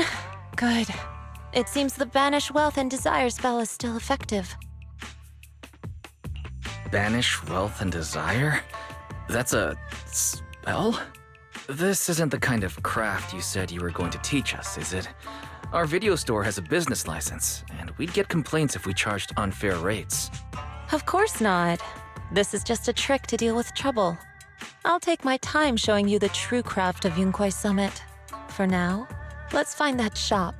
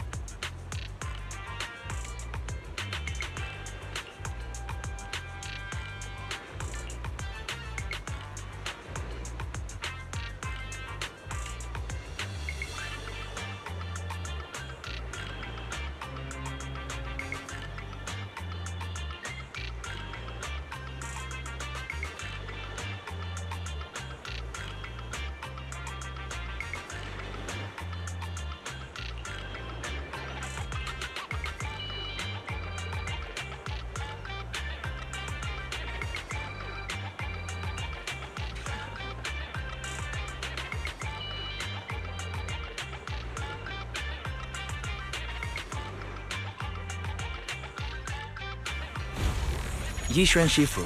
The store is right up ahead. Yes, this is the place.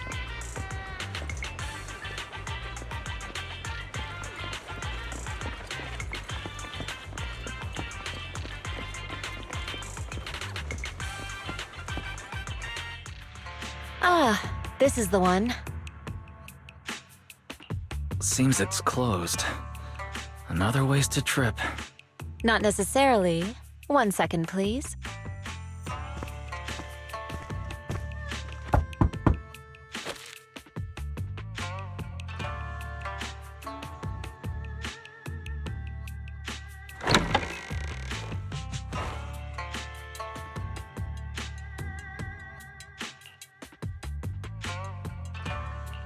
Huh?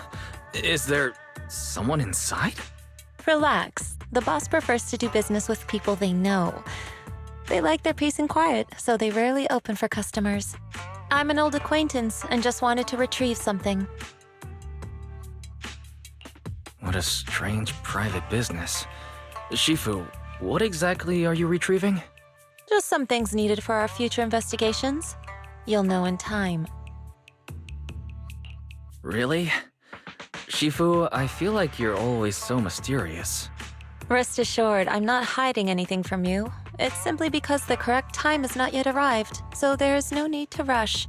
Since we've already obtained what we came for, let's part ways here. There will be plenty of time in the future. We will certainly meet again.